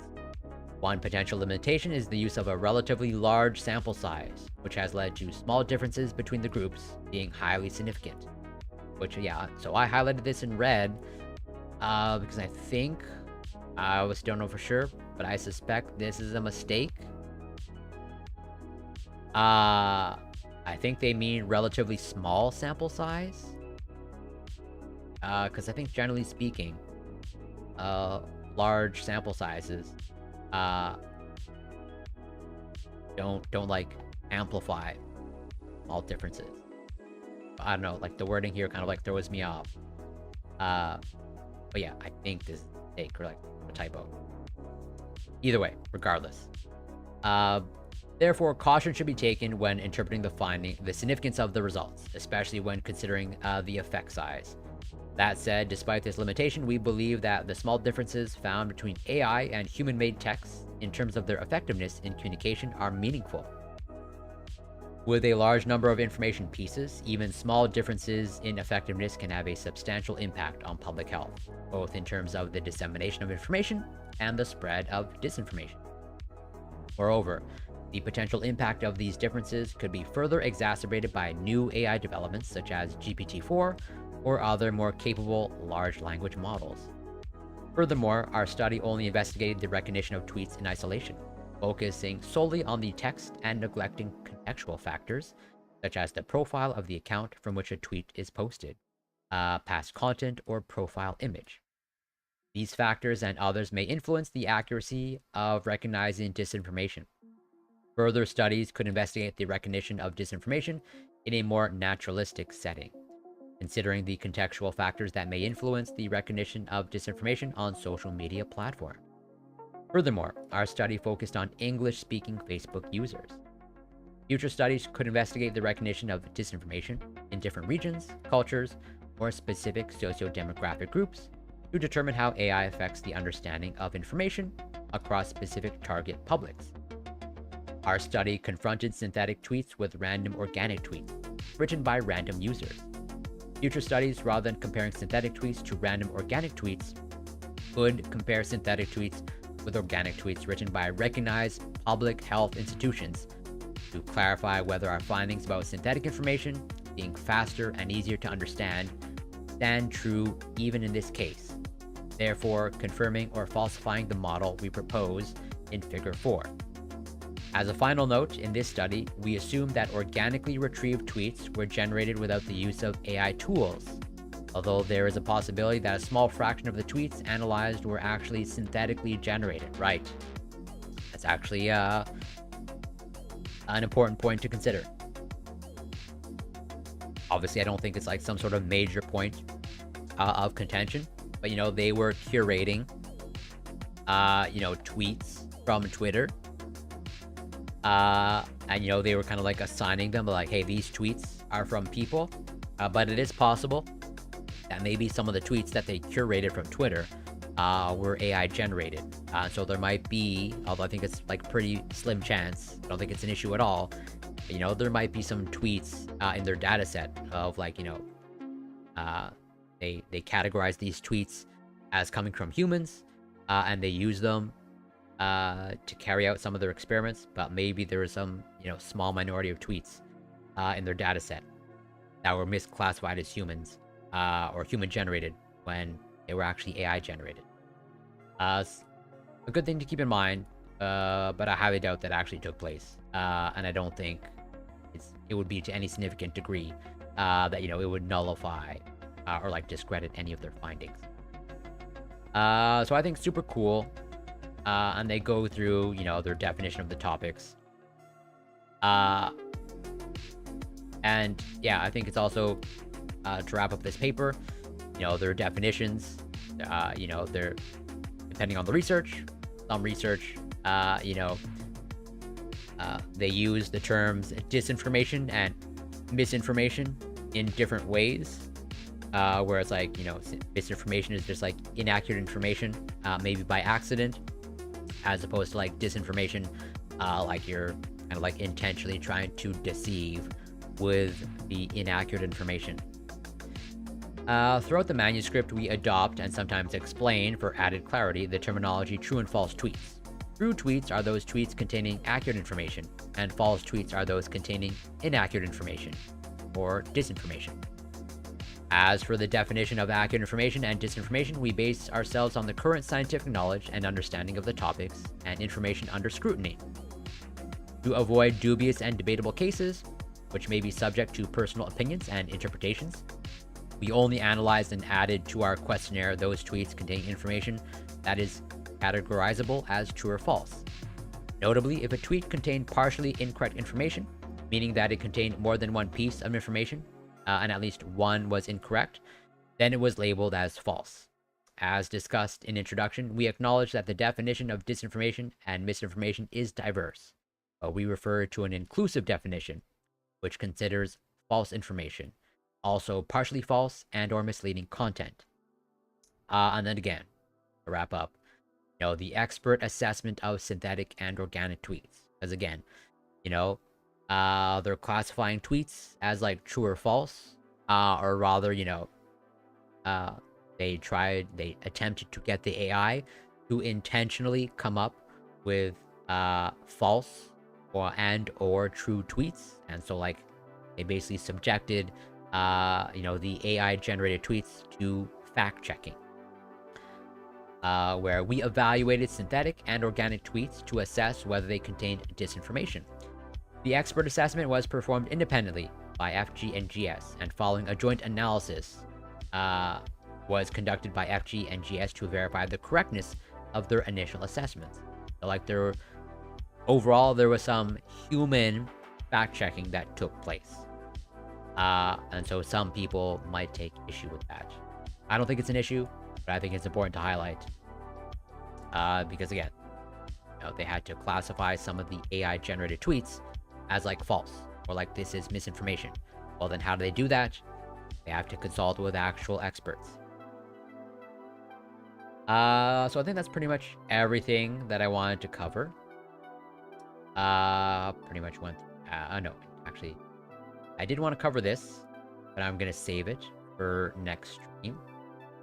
And on the topic of AI, I did want to cover this, because I think this is, an interesting story, and I think opens up a lot more questions about AI, and I don't know if AI being someone's best friend is like a good direction to go in. I think largely no. But yeah, potentially a lot of implications, as we just went through when it comes to AI. Don't need, actually, yeah, gotta save that. There's actually, I've been wanting to cover this for a while, but I haven't gotten the chance to, so I'm gonna save that for next stream, of like this umbrella review, basically, pretty much on the topic of, hopefully doing good science, a call to do better and good quality science. But let's see if I can find someone to raid. And I guess maybe as a preview, for next stream, probably gonna, so there's a whole bunch of research, or let's say there's a whole bunch of high impact research that has been coming out about social media, and no surprise, negative tweets get shared more than positive tweets. And then more on the biological side, I think this is pretty cool, where trying to answer the perpetual question of like the origins of life. And this paper, published a few weeks ago, where it's like, how do we go from molecules to life or some semblance of life, and then evolution or natural selection happening. This paper kind of like tries to provide some answers to that question, or at least tries to demonstrate that, hey, maybe you can go from like just like molecules, or as they say, self-organization of primitive metabolic cycles of like pretty much basically going the starting point of life, and then you can go from simple ingredients to natural selection taking place, and natural selection taking place in non-reciprocal interactions, as in generally speaking, when it comes to like natural selection and evolution, things are seen as like kind of like transactional or reciprocal, of like, hey, I'll give you something if you give me something, or it's like, well, I'll take unless you take, or like some sort of give and take. And what they're showing, they're attempting to show here, it's like, oh, there are non-reciprocal interactions that can take place. But yeah, I'm not going to obviously dissect it now. Let's see if I can find someone raid. But my next stream is probably going to be on Saturday. I don't think I'm going to be streaming tomorrow, because like I'm doing sort of content for someone else, actually on Twitter, that I have scheduled. But let's see, someone to raid.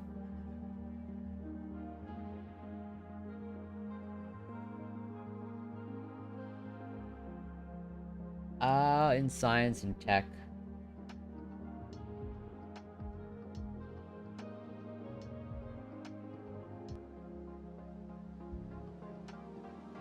Is not. Oh, actually, I think I'm gonna raid Homozygote is streaming. Gonna raid down. Gonna set that up. I want to thank everyone for passing by. Kitty the Pit, Kitty, Kitty, thank you so much. Super appreciated. Always a pleasure. Boy Meets Mini, super grateful. Thanks so much for passing by. Louis 13, Froggy Mano, Bob Marley. That's pretty true. Thank you, Dat Katie, for the raid. Super appreciated. Omnipotent Riff, thank you so much for passing by. And thank you for the follows. MRG, and Froggy Mano, thank you so much for the follow. Super appreciated. And if anybody else that I forgot, I apologize. I want to thank everyone. I'll be back on Saturday. And if you want to join the Discord, I try to keep the Discord updated on when I'll be going live. I usually give a warning now of when I'm about to go live. And I should be posting the studies that I covered here in the Discord. And if you want to recommend topics or post studies there, by all means, you're free to. And yeah, we're going to raid into Homozygote, another biologist. They largely cover COVID research, and I think some climate change research. But yeah, they're a biologist. And if you're not following them, you should be. And until next time, take care, be well, be kind. And again, thank you, everyone. Take care.